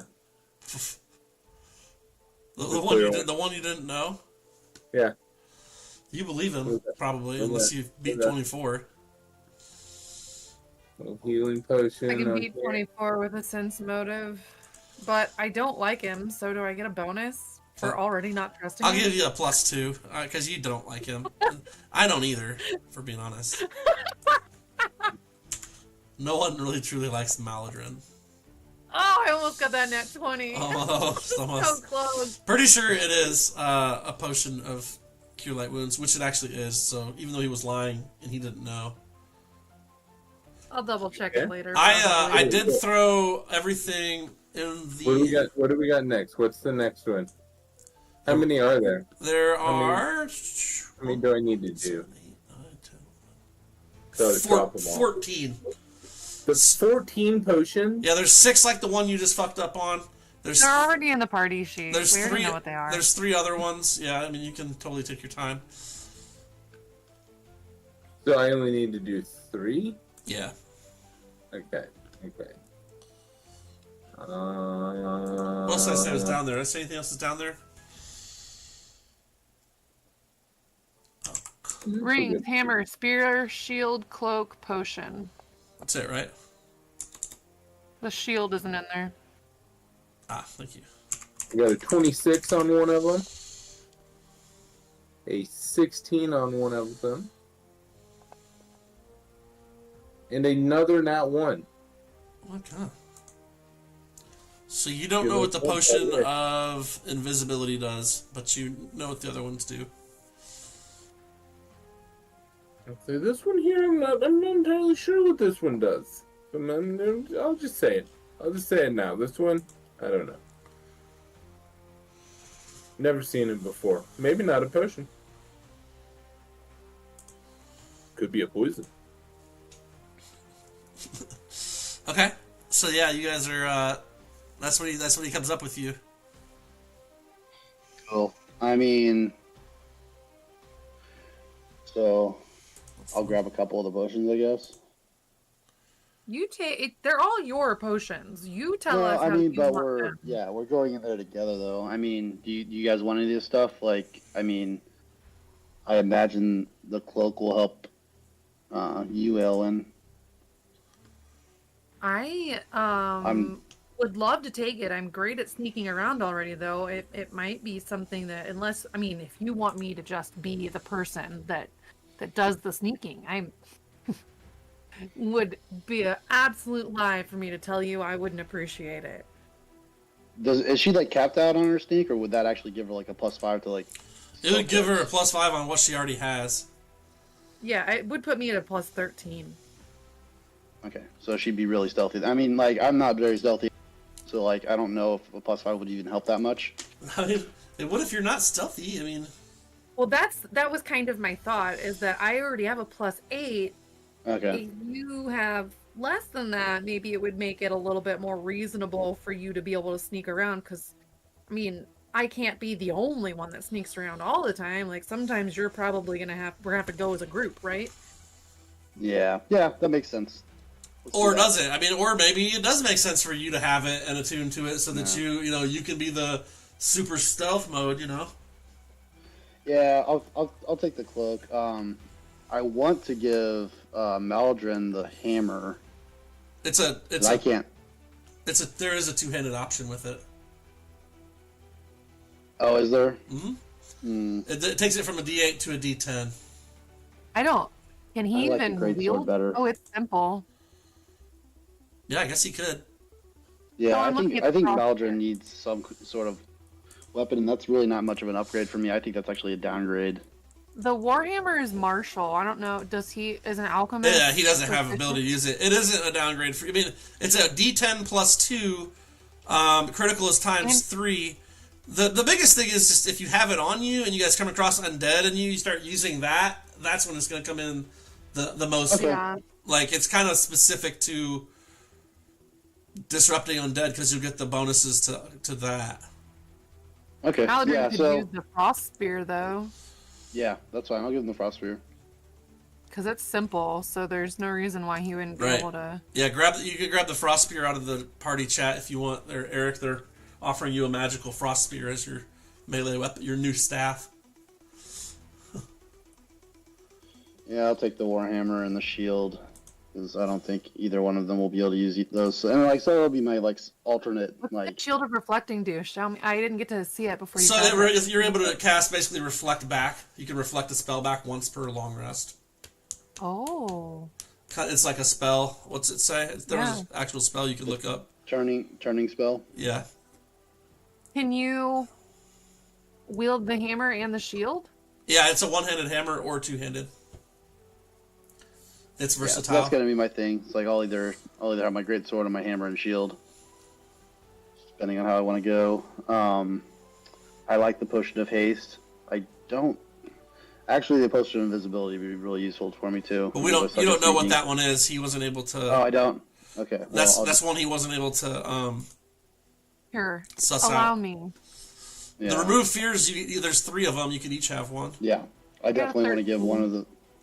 You're not sure either. You needed a 15, so you're not sure either. You know that it's not just water. Okay. You're sure it's not water? Do you say Okay. anything about it not being water? Also, did I need a 15 for that potion that he handed me that he didn't know what it was the first time? Well, it looks just like the other 5, so it's just a cure light. Right. Well, it's one of the 6 cure light wounds. So he just looked at all of them and didn't say, "Well, these all look the same." He decided to figure out what they all are. Oh yeah, they weren't all together. They were just in the bag. So yeah, he'll eventually able to figure it out. I mean, you guys can take 20 on it. You're sitting down. You're sitting here.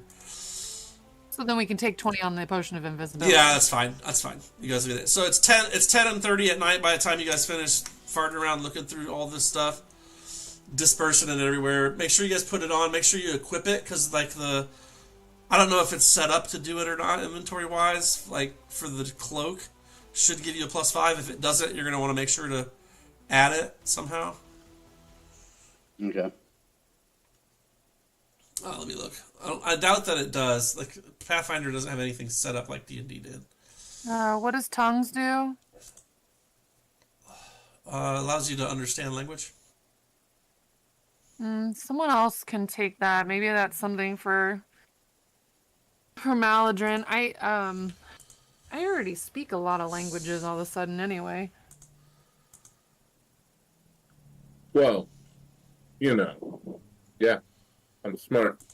I just added the 5 to your skills list, Tim. Awesome. For Thank you. stealth. Yeah, I'm gonna I'll take those potions too. Cure light wounds. Who took? I think. think there's 2 Ellen cure already light took wounds. 2. There's 6 of them. You can each take 2, right? Yeah. So if you want to grab 2 there, Eric. And I think you also need to take one of those potions of remove fear. Maladrin should probably take the remove fear. It seems most likely that he's the one that's going to need it. Yeah, we got 3, so might as well split them up, right? There was also... I was not scared. I was tactically retreating. Just because you guys got lucky in the sewer does not mean that I was not prudent in my choice. I say it as Mallory. I know what you said.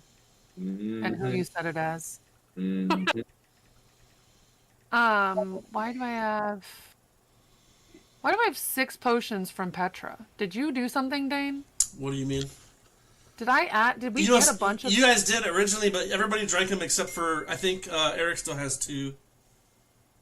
I have 6 potions from Petra? You don't. I give the group 6, so each of you had 2, but you used your 2. I have a health potion, and I have healing 2 and healing 3. Did she give us... Oh, you each got 3 potions. She gave you the gourds. The small gourd, medium gourd, and big gourd. So what is 2? We still have those. Each one, like the first gourd is 1d8 plus con, the second one is 2d8, and the third one is 3d8. So it's it's upgraded potions, 3 different ones. Okay, I just need to add effects. I just want to make sure I knew what was happening. I might need you to add effects to everybody at some point. Oh, it'd be nice if you could just drag what I have here onto somebody else's. I don't know if you could grab the globe and drag it to somebody else's. Can I do that though? Let's see here. PP is gonna be astral bonds. Astral bonds. And Ember, so solar crowns. Last but not least, in the bag you or in the box you got for your mom, there is 300 solar crowns. Damn. Also, Tim, a solar crown is a paper note with the queen's family like symbol on it. That acts as a gold piece in lieu of gold itself. Sweet. Yeah, not bad to have. In the city, at least, it carries a lot of weight. Outside of here, not really sure, but let's see, solar pieces. So there's astral bonds are platinum notes, solar crowns are gold piece notes, and lunar shillings are silver pieces, and then ember notes are copper pieces. Cool. You didn't tell us your mommy was rich. Oh, the family line. She might not have known. Oh yeah, my family's rich.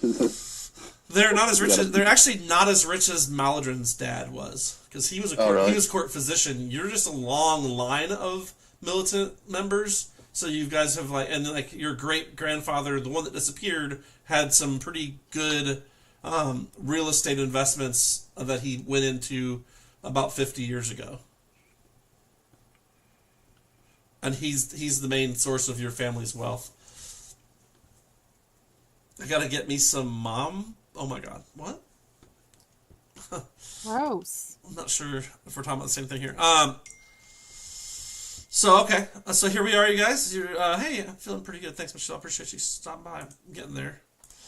So here we sit. You guys half in, half out of the box, and you guys have now climbed out of the box. You're sitting in the hovel. You're chatting together. Nighttime is on you. Are you going to go investigate the sewers tonight, or are you going to get a long rest in and then in the morning go investigate the sewers, or just go about your day, or what's your guys' plan now?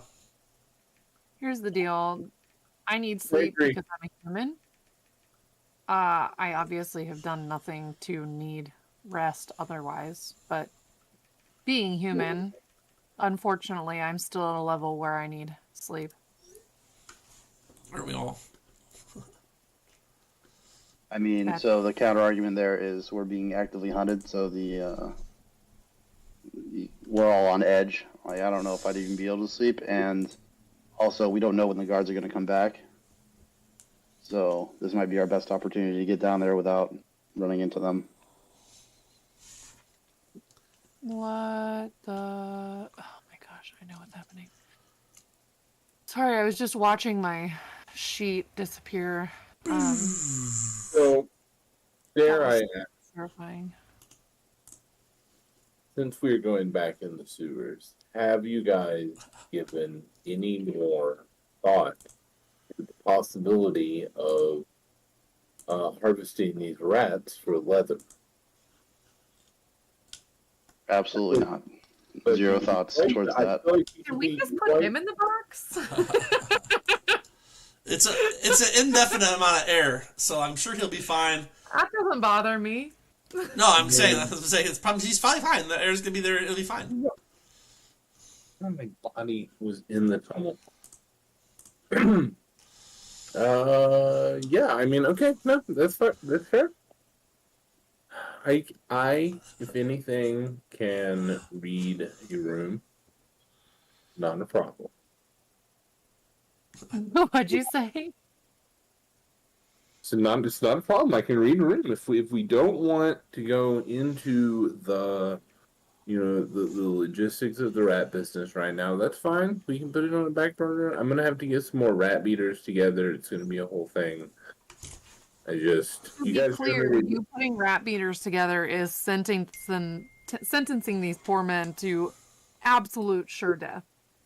Okay, well, obviously, the alligator is going to have to be considered. Okay, if anything, I'd like to get something like that on payroll. You unequivocally know that it's a crocodile. Yeah, I was just getting ready to make a snappy comment about how the team. A snappy comment's funny too, in itself. I know. Okay. Snappy. Yeah. See what I did there? I do. Oh. It's not an alligator. Its nose is too thick. Yeah, that's funny. Okay, so so the you guys haven't really decided on tonight or tomorrow, or did you decide? I guess I never found that out. I mean, I guess if it's not going to put us at exhaustion to go right this second, then let's go. It's pretty late. If you guys go and end up spending the whole time down there, tomorrow morning you will have a level of exhaustion. I am gonna change back into my sewer clothes if we're doing that though. Okay. So I guess tonight is the plan. Yeah. It's easier to sneak around in the dark.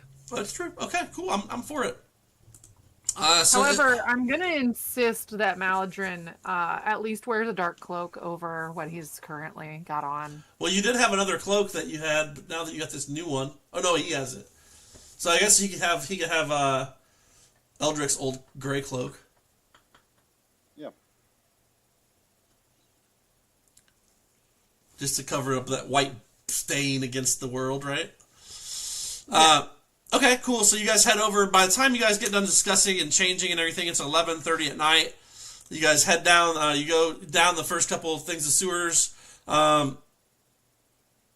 You're able to traverse down to the third level of the sewer without having to deal with a bunch of rats. Or we'll say you're able to shoot them with arrows or, clear the way because there's not enough of them clumped together to truly get in your way. As you guys go through the sewer, you're able to crossbow or short bow or long bow or whatever of the few rats that show up down there that still remain.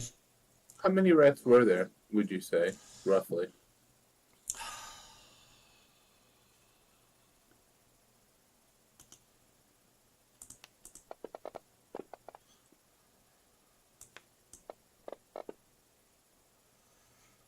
$14.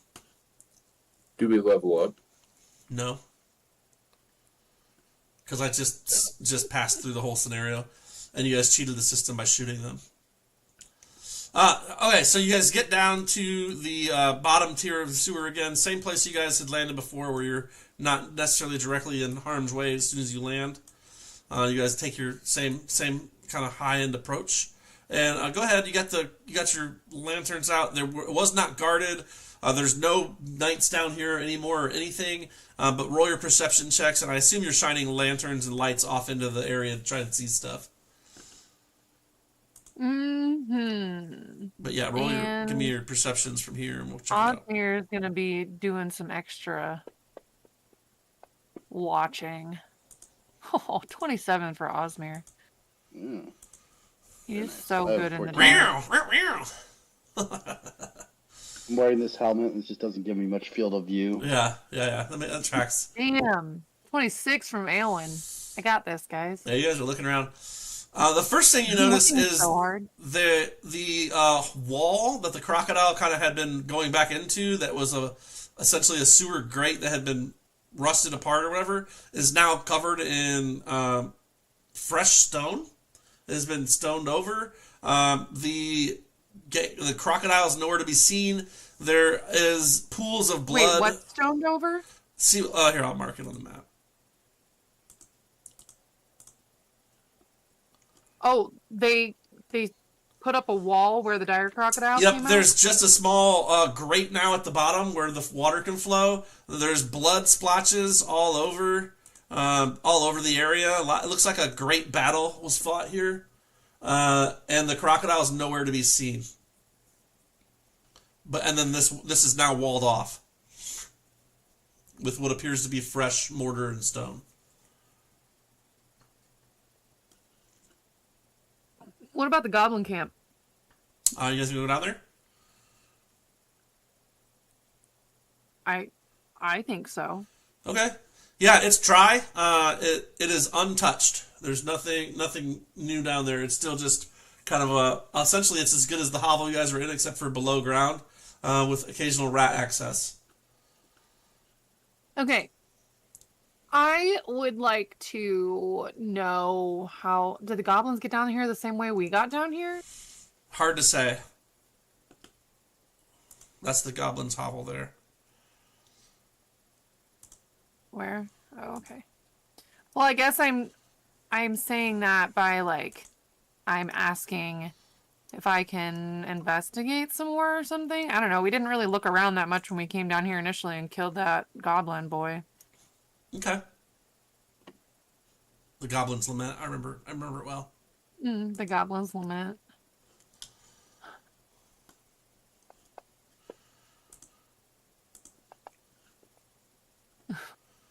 A 19 for me. Okay, so you start to investigate the goblin's quarters. It does appear that this hole itself is closed off. Once you drop down in there, there's the makeshift not stairwell, but almost stairwell. It's just slats of wood that they've positioned in a way to almost make a ladder to get down in there. Similar to a mix between a ladder and a stairwell that's been shoddily put together by hastily thrown together goblins. But you go down there. There doesn't appear to be any exit out. This is more just like a tunnel, dried off tunnel hole that sewage doesn't come down. That they set up a base camp in. Like I said, it held 19 of them or something at one point.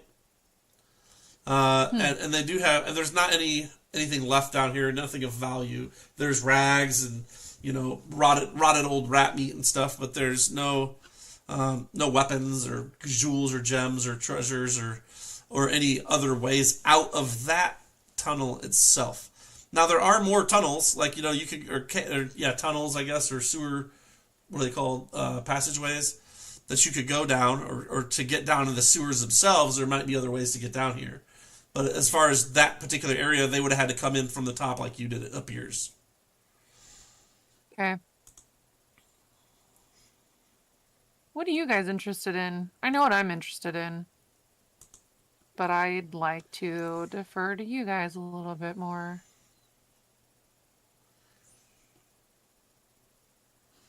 I'm really just interested in finding the source of the magic. Well, that appears to be behind a wall. It seems like they came down here and took care of. I'm not convinced the Inquisition doesn't use magic.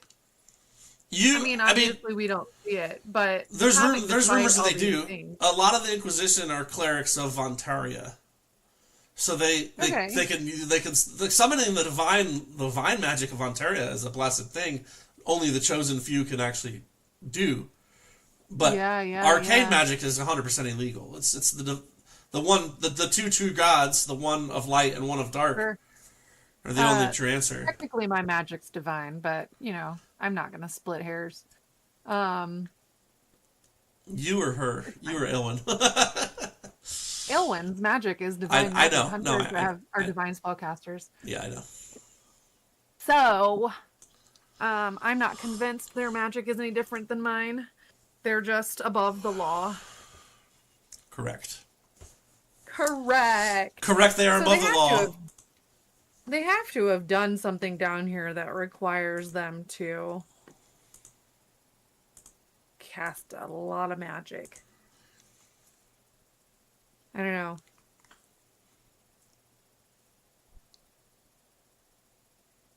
And what did they do with the whole crocodile?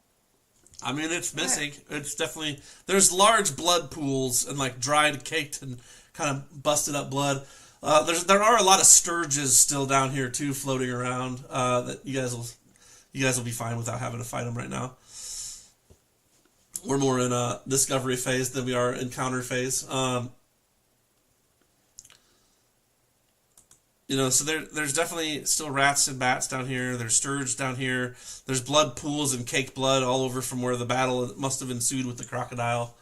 And it was big. I mean, it filled up that whole area. It was pretty damn big. Sure. How dry is that mortar? I mean, it's less than... I mean, it was put in within a day, so... And it's kind of a moist environment, so it's not fully finished affirming yet, I'm sorry, what kind of environment was that? A moist one. Damp. Damp and moist. Belligerent.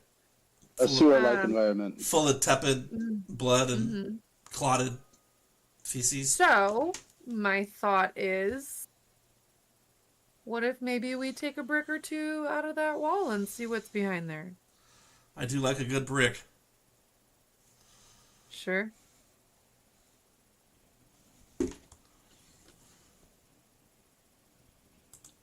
She wasn't talking to me. Considering what was most likely behind that wall, I volunteer Maldron to do that.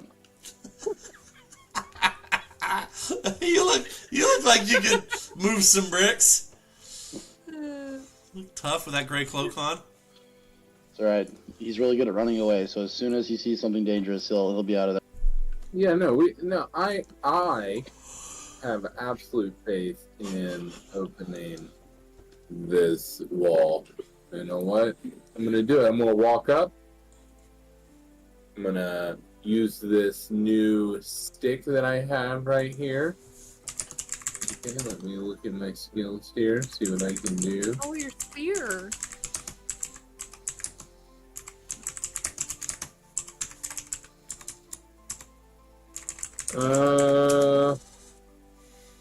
Can I use my perception to try to find a good spot to stick my spear in this wall? Yeah. Go ahead. Yeah. So I'm gonna wedge it in there. What kind of roll do you want?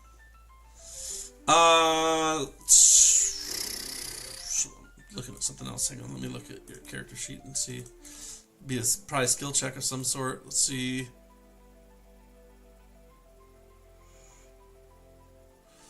Let's just go with either survival or sleight of hand, dealer's choice.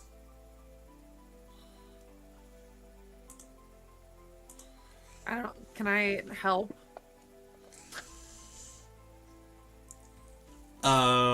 Yes? Question mark?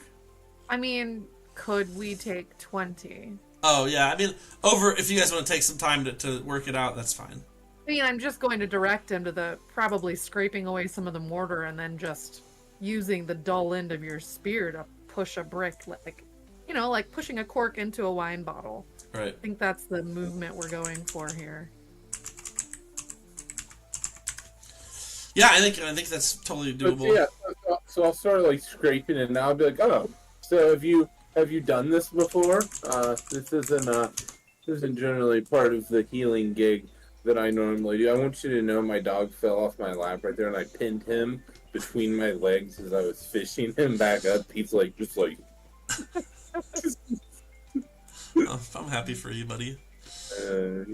He's good. He's a good one. He's the goodest boy.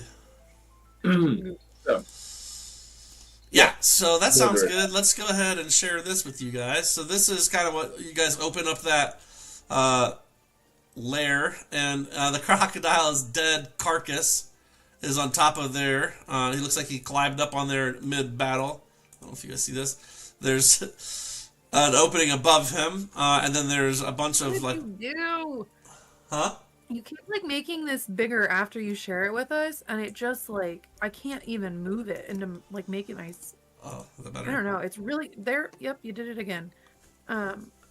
It just gets really difficult to move around my screen. I'm probably just dumb, but Oh, no, I don't think you're dumb. I'm not I sure feel why. like, like in a very specific place in order to get the window to move. Oh, that's weird. I don't know. It's Yeah. supposed to just share. And then, like, the way that you No, share it's stuff good. across now is weird, too. Like, it does too much. Yeah. You know, Pretty dope looking picture though. yeah, I don't hate it. Too bad And you he guys... looks real alive, but well, I didn't say kill it in my request. I guess I should have. Next time I'll try harder. And then I'll do this one here. Gets to become map.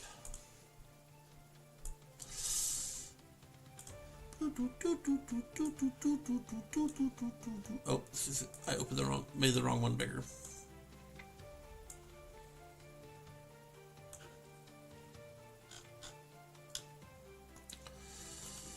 Let's see.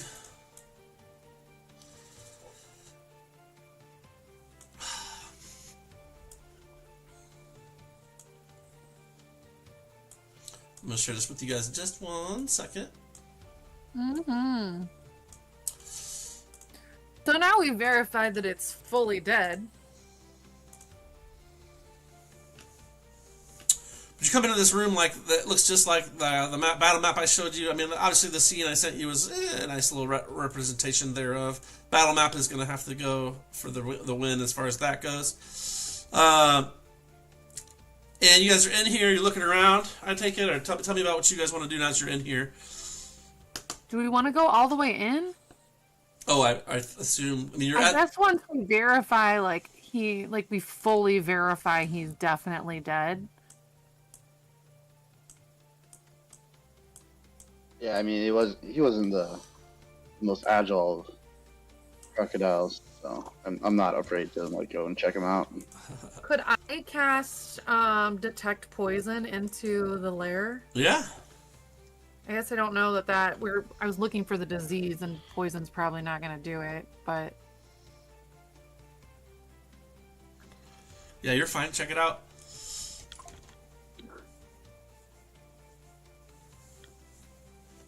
So let's see, we got folder refresh and, oop, I didn't mean to draw that.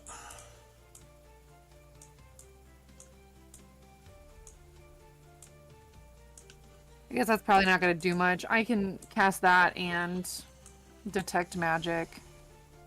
Kind of want to know and want to investigate a little bit. Okay. So I detect guess, poison. you know what? The appropriate way to do this, instead of just casting it, I know last night we were looking at things, but I will clear it with my companion first, mostly Eldrick. 'Cause he was clearing things, but he was the most. He seemed the most worried about magic up front. So I guess instead of just casting it, I'm going to like kind of look around and say, do we want to just go in, or do you think I should? And kind of just like not really say what I'm saying. She's like, by the way, I use magic regularly, guys. This is part of my being. I'm a magic user. I've recently discovered that not all magic is evil.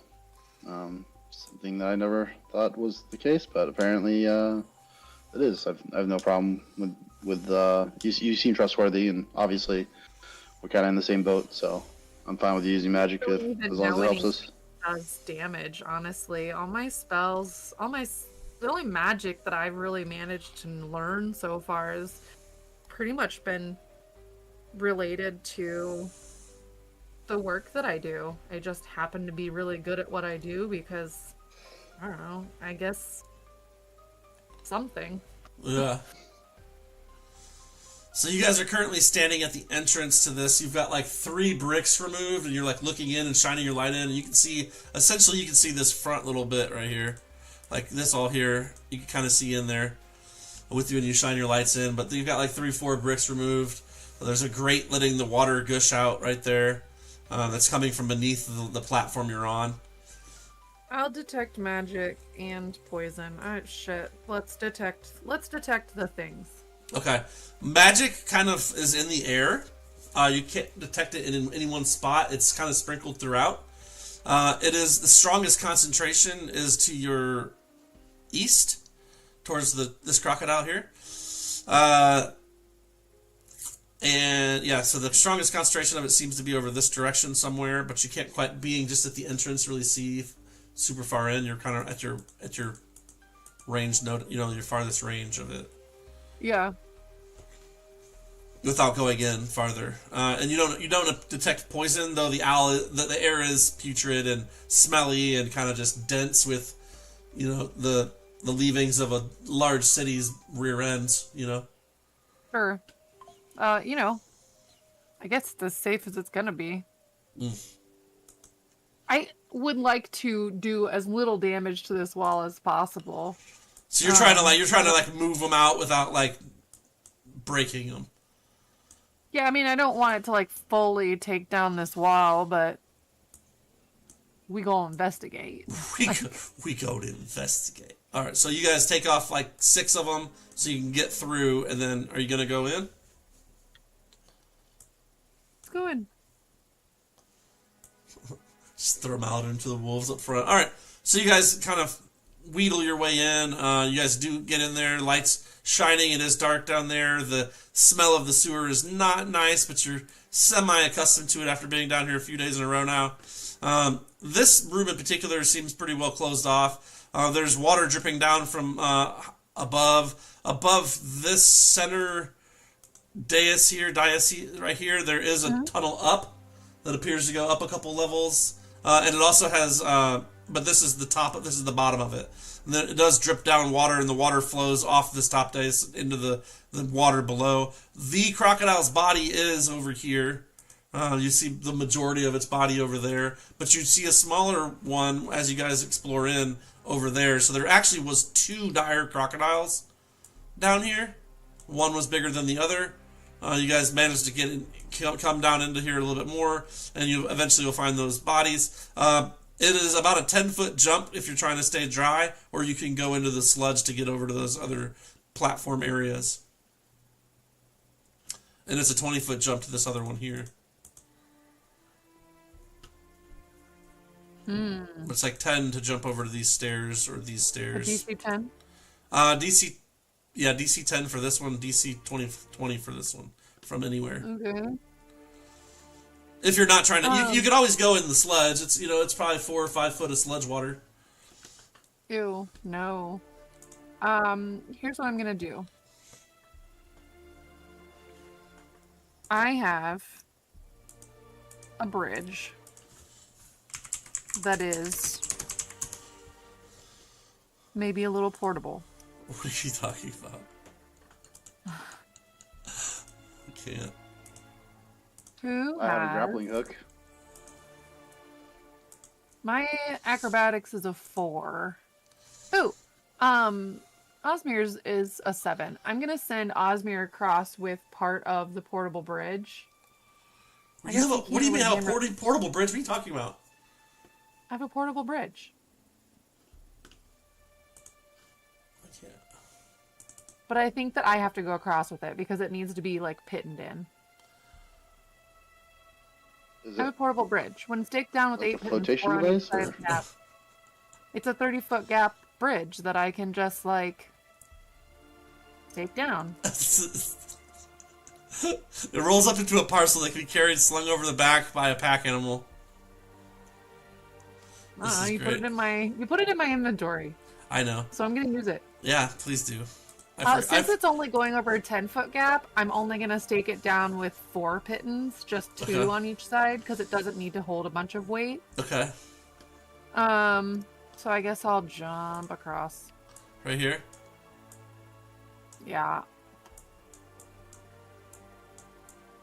On a side note, I would like to say that I'm very disappointed. I haven't been able to use my portable ram yet.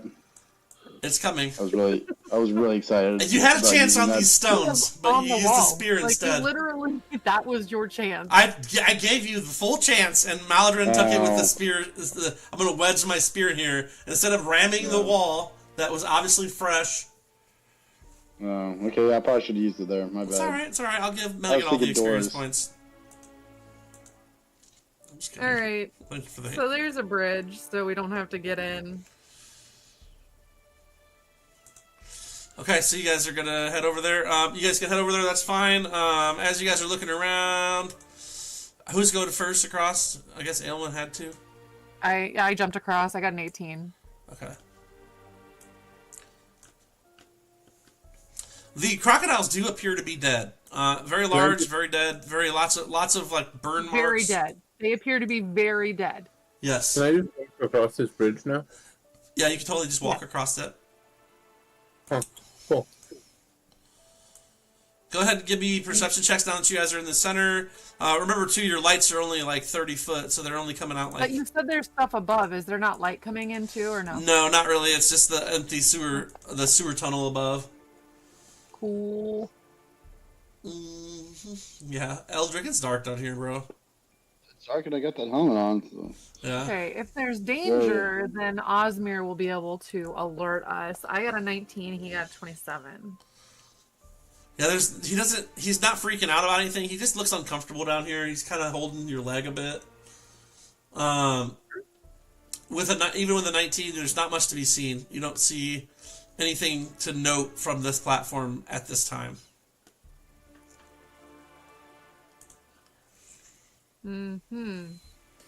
Well, let's take a walk down to the other... let's walk around where we can walk around, I guess.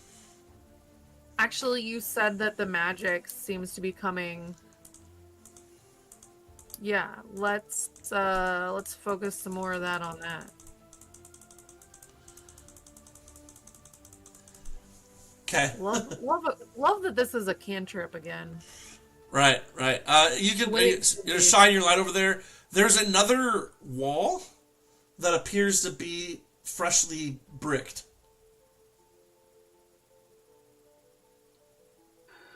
All right, Maldron, step aside.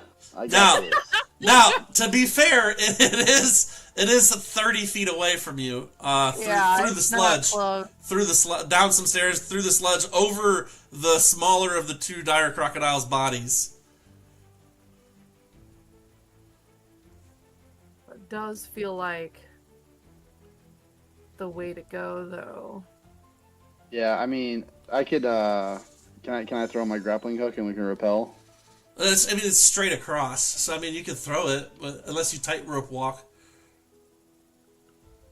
There's no high ground? No, not really. Not real high ground. No, it's, if anything, it's lower than where you guys are, and it's basically just a small aisle that has a wall built up and over into the wall around it. Alright, I'll go through the sludge. And you guys, I'm not gonna lie, I made this crocodile map right here 4 seconds ago, and it came out perfect, like, in seconds. I am so pleased with it. Everything I could need. So how long does your bridge get out to be? 30 feet? Yeah, I need to pull it back up somehow. If you pulled it back up, you could throw it over the crocodile and try and potentially get it to go, like... across there. Or you could do it from here and it's only 20 feet. Yeah, we can do that. I'd like to... We're sure those things are just super dead, right? They haven't moved, they're belly up. Both of them have apparent gaping wounds and like dark marks, like they were scorched with something. Their bodies are torn to pieces. Their scales are magic. The magic. What about the magic? You said there's magic. Your sense of magic is at this wall over here. It's the wall, not the crocodile. Yeah, coming from that area, yeah. You feel the power of something. Also, could I potentially... really want to triple down. I'm so nervous about these crocodiles. And I like roll a handle animal, like literally just knowledge nature, anything. Yep, please. I just really want to, like, these are 130% dead. I'll check them too. Because I can tell she's nervous about Nat it. 20. Nat 20. that Put helps. me at ease. This one here is super dead. That's a nat 20. Yeah, it's super dead. That one. Well, You yeah. specifically put this one here. Well, that's the one that's closest to where you guys are going. I know. Don't love the way you said it. I'm here for it.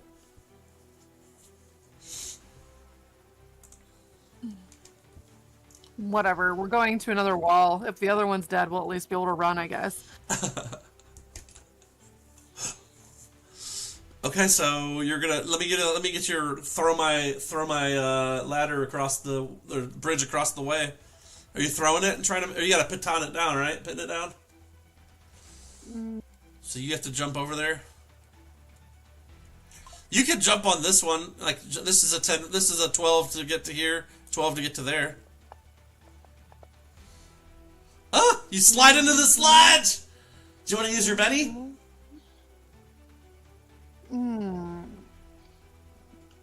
It is 9:30. Yeah, you're only getting the bennies tonight, so. Okay, you make the first one. You want to make the second one? Can I just make that both since it's a 21? Fine. It's not. Make the big jump. Yeah, that's fine. That's fine. You like start to slip and like roll and push off it and like do a sludge. Fair enough. I'm for that. You get over there, you baton it down, you guys cross over. Who's in line here? Obviously, Ilwyn, you and the rodent are first. C. You guys get over there, and it is definitely a freshly mortared wall. What is the magic? It's some kind of enchantment magic that you're sensing. Okay. You also sense a bit of necrotic magic. Oh. Spellcraft nat 20, 27. It's pretty good. I mean, now granted, skill checks don't apply the nat 20 rule, but I will say that with a 20, nat 20 and a 27, it's definitely necrotic, it's definitely enchantment, and there is some transmutation magic on it as well. I love none of this. The wall itself is what's doing it, or the area? The area you sense that. You're not even looking at the whatever's magical. You just get the tingles in your skin about the kind of magic you're sensing. And to be fair, you don't know a lot about magic. So like,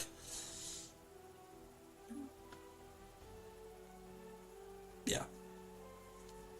I mean, if I concentrate for 30 seconds, I can know the location. It's behind this wall. Behind the wall? Yeah. Alright. Necrotic? Transmutation, and enchantment. What are do the crocodiles still look like diseased? Yes. They look dead, but they look like they have the disease. Like their iridescent scales are still there. The oiliness around their skin is there. The black like oiliness. So, I think before we knock this wall down, there's a good chance whatever caused this is what they walled up behind this wall. Do we think it's smart to knock this wall down? I mean, the alternative is not fixing the magic anomalies, which, I mean, we're just gonna get taken by the Inquisition. Okay. Well, fair warning. There's a lot of magic behind it. Yeah, it's like thick. This is the most you've felt. Like you've never been around. You know how you're like, I just learned that not all magic is bad. This magic, bad. That's not necessarily what you feel. You don't feel that it's evil. You just feel that there's a lot of it. You said necrotic. Does that mean it's evil? To me. Okay, then it's Yeah, evil. it actually is kind of an evil element to necrotic. But like that, not. It's, I mean, it's just you're not. It's not giving you like an evil feel. It's giving you the type of magic it is. So if you think necrotic is evil, then yeah, you would feel that way. I mean, bad magic. I guess I didn't. Did I say evil? Bad magic. Yeah, there's definitely at least 3, if not more, types of magic going on here, and it's a very potent compared to what you felt so far in your lifespan. I mean, I've never experienced something like this. Obviously, I don't have a lot of opportunity to practice a lot of magic, given that it is not a good thing to practice, and I have connections to magic that leave me in a state of concern for my well-being. It's just a lot, and I don't know if it's good, but if we want to do this and be careful, then I'm happy to stand back and be on guard and be ready for, I don't know. Whatever happens. Taking care is always the correct method, but I don't think we have an alternative here. Okay, I'm gonna pull my bow out and knock an arrow. Okay. It's pointed at the ground, but I'm going to put bow to arrow and Ready in action to shoot an enemy. Myself for danger. Are you ready in action going to town? Shoot? You're gonna ram it. Give me let's just do strength. Strength plus 5 for the ram. Yeah. I don't know if that's what that does. I think it's right though. I also, in Rules Lawyer, I did put the rules for combat for you guys in the Discord if you ever need it, to help you like know what actions are available and stuff. Let's see. So yeah, so I do not see strength. It's just on your main sheet. It's not actually a skill. It's just in the front, and then you just roll the strength score itself.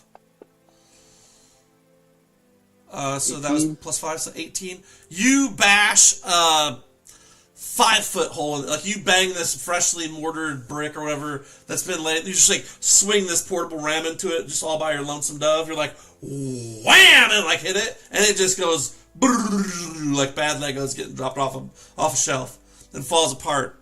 And you guys look in, and what you see, I'm not gonna make it bigger for you guys. Love it. I don't know, but I'll make it bigger for them. I don't know if does it not get bigger if I do it like this? Did nothing happen to you guys? Nothing happened to us. It's just when I do this. Yeah, that did it. But you already had it, so I didn't need to do the second part, right? Correct. Okay. So behind the wall is a stone with arcane runes all over it. There is a crack through it, and black, oily substance bubbles out from the crack. You smell the woods and feel air blowing out of the crack. You smell nature. You hear cicadas.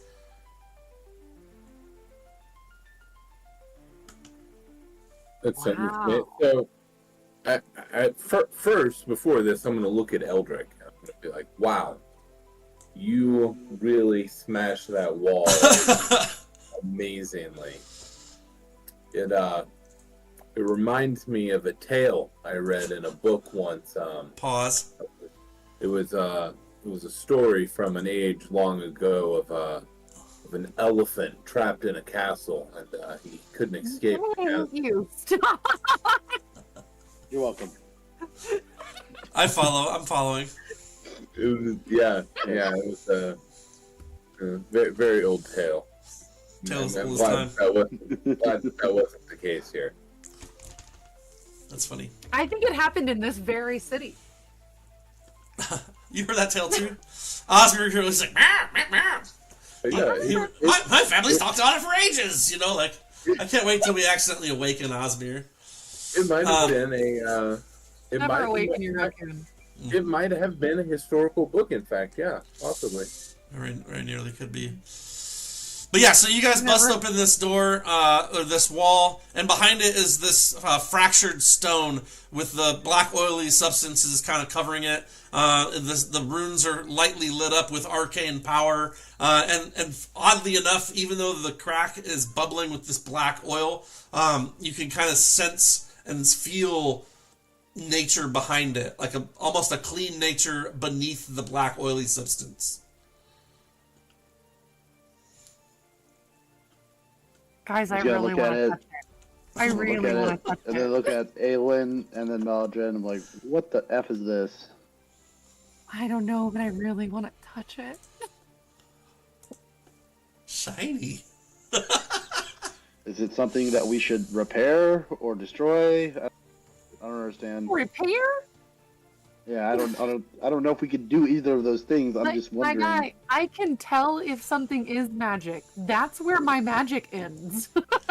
This thing is giving magical energy off of it.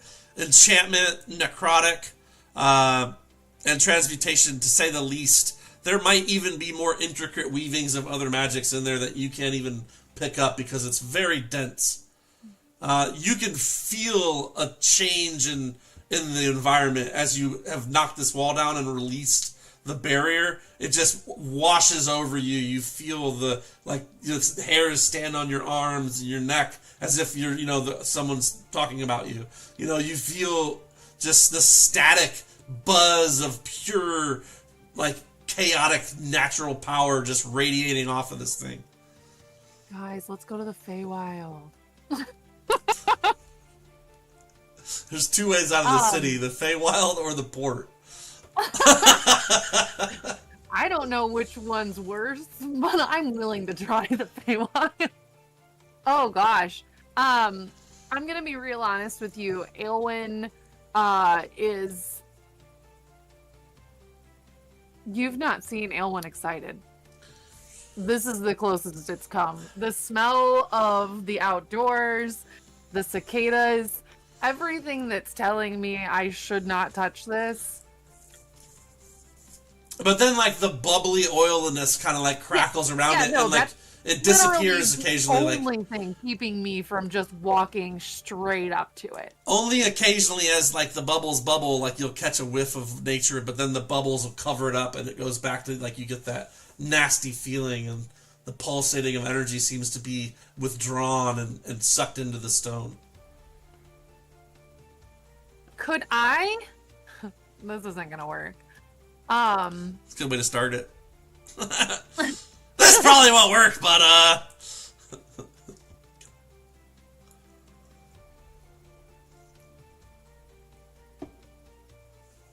Can I purify the water around this stone, or try to? I love that.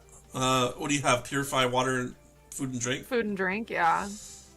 Yeah, you can totally try to. Which is why I believe it won't work. Yeah, it won't. It doesn't do anything. It instantly clears the water in a 2-foot cube or whatever. But then the oiliness bubbles and drips into the water.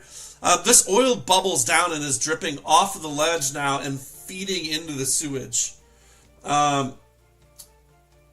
This would tell Maladrin, you see this bubbling oil dripping into the sewage, and you, with your vast knowledge of alchemical processes and just how things work, you think that is probably what's been causing the disease, is the fact that this bubble isn't keeping... It's supposed to maybe have been wrapped around the rock, but because the rock has been fractured, it's bubbling off and been running into the sewage, where rats and the crocodiles and the bats and things have gotten into it. And then the city folk who can't afford food will hunt rats and get scratched and come back sick, or So the wall that he broke, we didn't break it in a manner that it broke down to the bottom. It didn't just break in the middle of the wall. Yeah, he rammed it pretty good, and it's bubbling down anyway. Even with them having walled it off, it was bubbling to the ground and oozing around the bottom of the wall, and it was going to work its way through. So it was still coming out regardless. Yes. The Inquisition philosophy was out of sight, out of mind. I can't see it anymore, so it must not be hurting anything. They walled it off thinking they could just wall it off. I mean, they killed the crocodile. What else do they need to do? Well, I think that this black, I'm gonna kind of catch everybody up. This bubbling ichor, if you will, Which is fascinating, by the way. Into the water here. I think this here, it's definitely what's going on. It might be best, possibly, if we could get some some dry clay we can put on top of it. Do you have anything like that possibly for Osmir? If he Osmir pulls out a kiln. He's like, I can make an entire pottery set right now.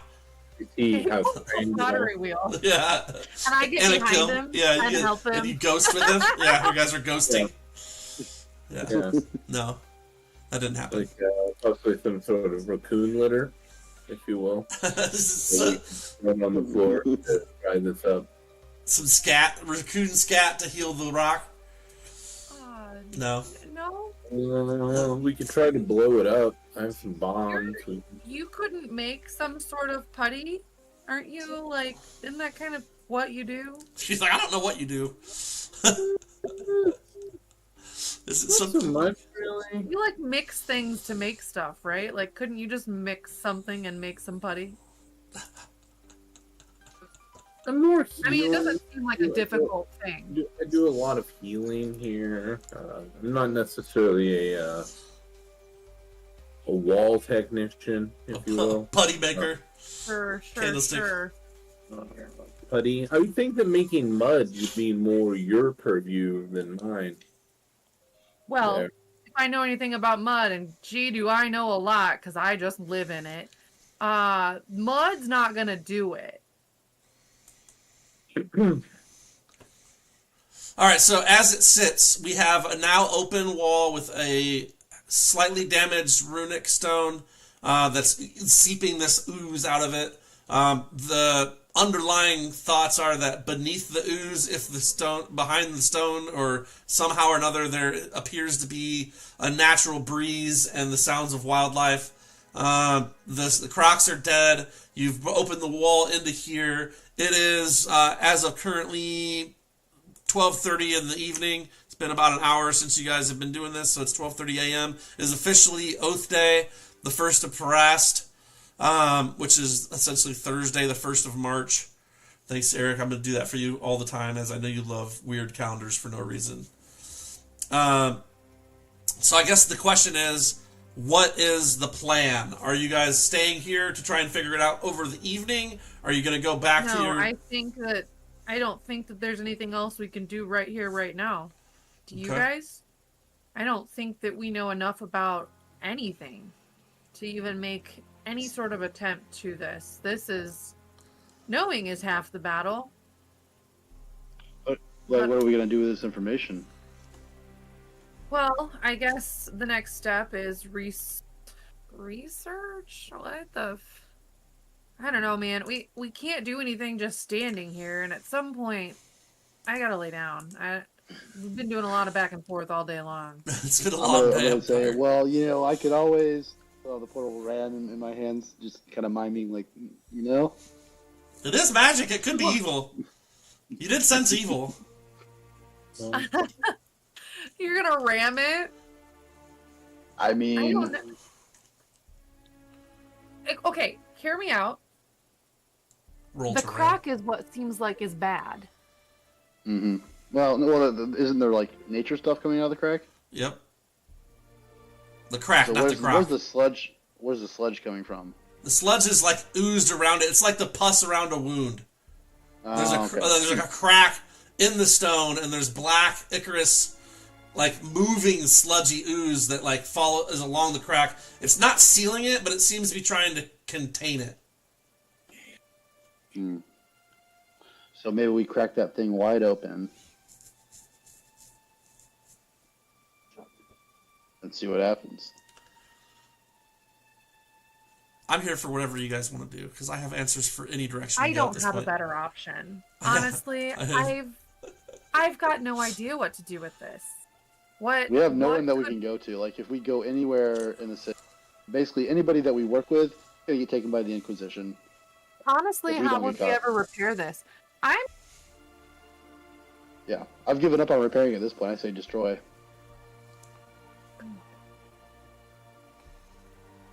That's 2 voices of 4. Okay. Osmir's washing his hands in the slightly clean water. He's like, yeah, whatever you guys want to do. You cleaned this part, right? Oh, the purified part. Okay. Yeah. Do you have any thought on this, Maladrin? Any vote? Well, Megan's like, don't do anything. I'll be right back. I'll adjust my wig. Just not the black wig. Yeah, let's do it. We can blow it up too. I have a bomb. We can try to bomb it. I mean, it's I'm whatever. behind you, but I'm like, I don't know, way behind you. Yeah, it's like, Ellen, I get it. Step back. This isn't going to be pretty, probably. I don't know. What do you think's more effective, a bomb or a ram? I feel like every which way could work, right? Is it a magic bomb? No, Or just alchemical? it's not a magical bomb. Do I look like a heathen to you? I'm only asking because I would think that a magical bomb would do more damage against a magical item. Let's try the bomb first. Why not? I'll hold off on subjecting myself to bodily injury. Gosh, don't you feel like a bomb is loud? I do. Osmir, Yeah. Oh, We yeah. talk about it. Real loud. Can't do that's taken. So Do you not want it to be allowed? I feel like we're not doing this openly. I think if someone goes, what was that rumble under the city? They might go, oh fuck. You know those people we're looking for that were already down there? Maybe they're down there. Okay, stealthy then. I'm gonna ram it. yes! Break the Yes! magical stone. Yes! Roll strength +5 for the ram against the magical stone. Oh, that one. No, It has been decided. no. Are you helping him? Helping him how? If you're helping him, I'll let you use your one and only Benny for the night that you didn't use. I used my Oh, Benny. Eric, is Maladrin gonna help? Use his Benny. Say, stop him and say, not right there, right here is the best place to hit it. He rolled a nat 1. Oh Jesus, really? If you use your Benny, I'll let him re-roll it.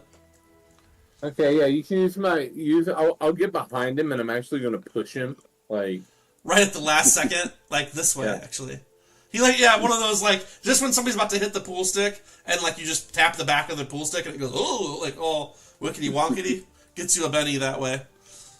We stole that from Savage Worlds. We're just borrowing it for this one time. Hey, Much better. that yeah. is better. Not much better. You bang against this thing dead on into the oil and crack it. It does not fracture anymore with that single hit. Alright, I'm gonna try again then. Okay. +5. The 1 was going to break the ram, so I'm glad that you made him reroll it. Oh, 4, yeah. You again you smash it with this ram and it's just this is an old black stone. It's not obsidian. It's some kind of dark granite maybe. It's very firm. It's not it doesn't appear to be man-made. And the Hold on. I got something for this. I got this. Something surgical, more like a C4 might be cool. the C4 is crazy.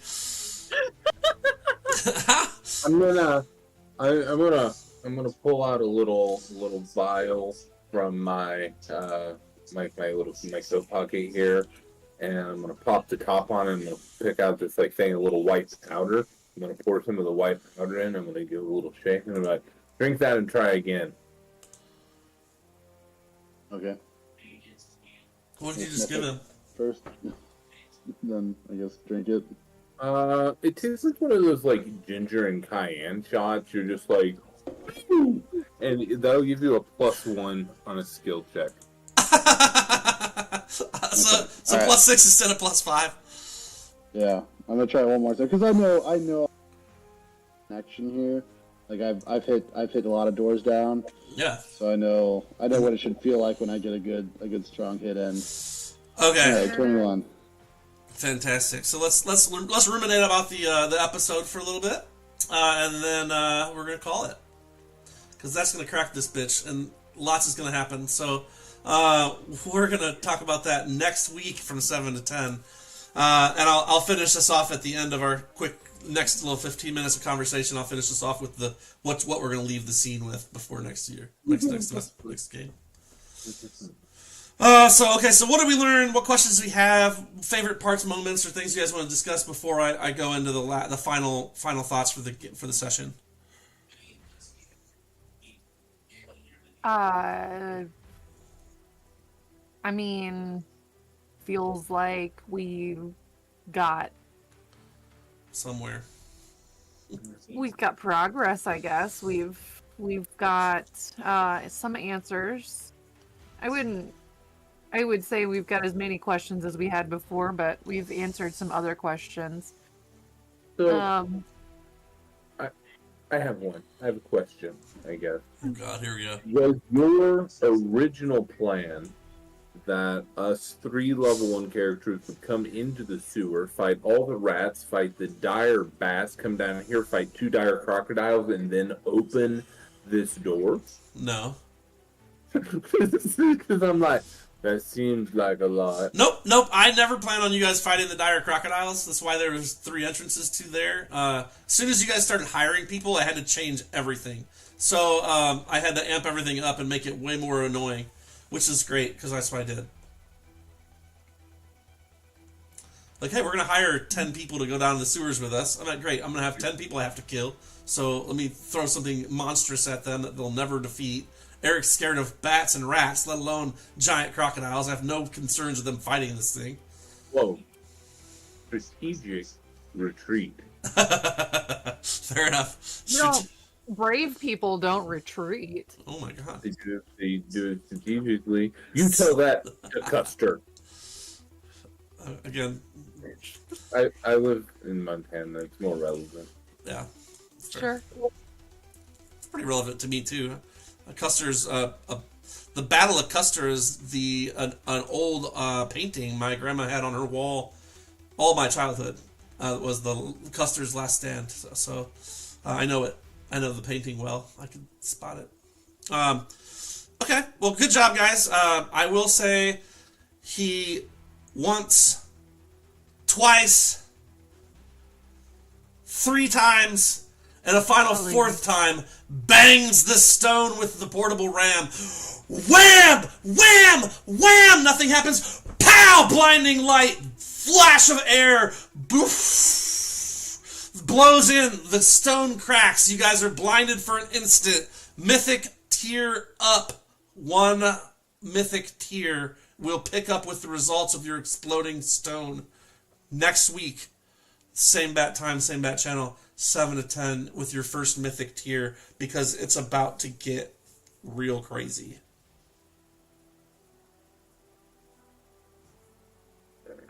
God, this game came with homework.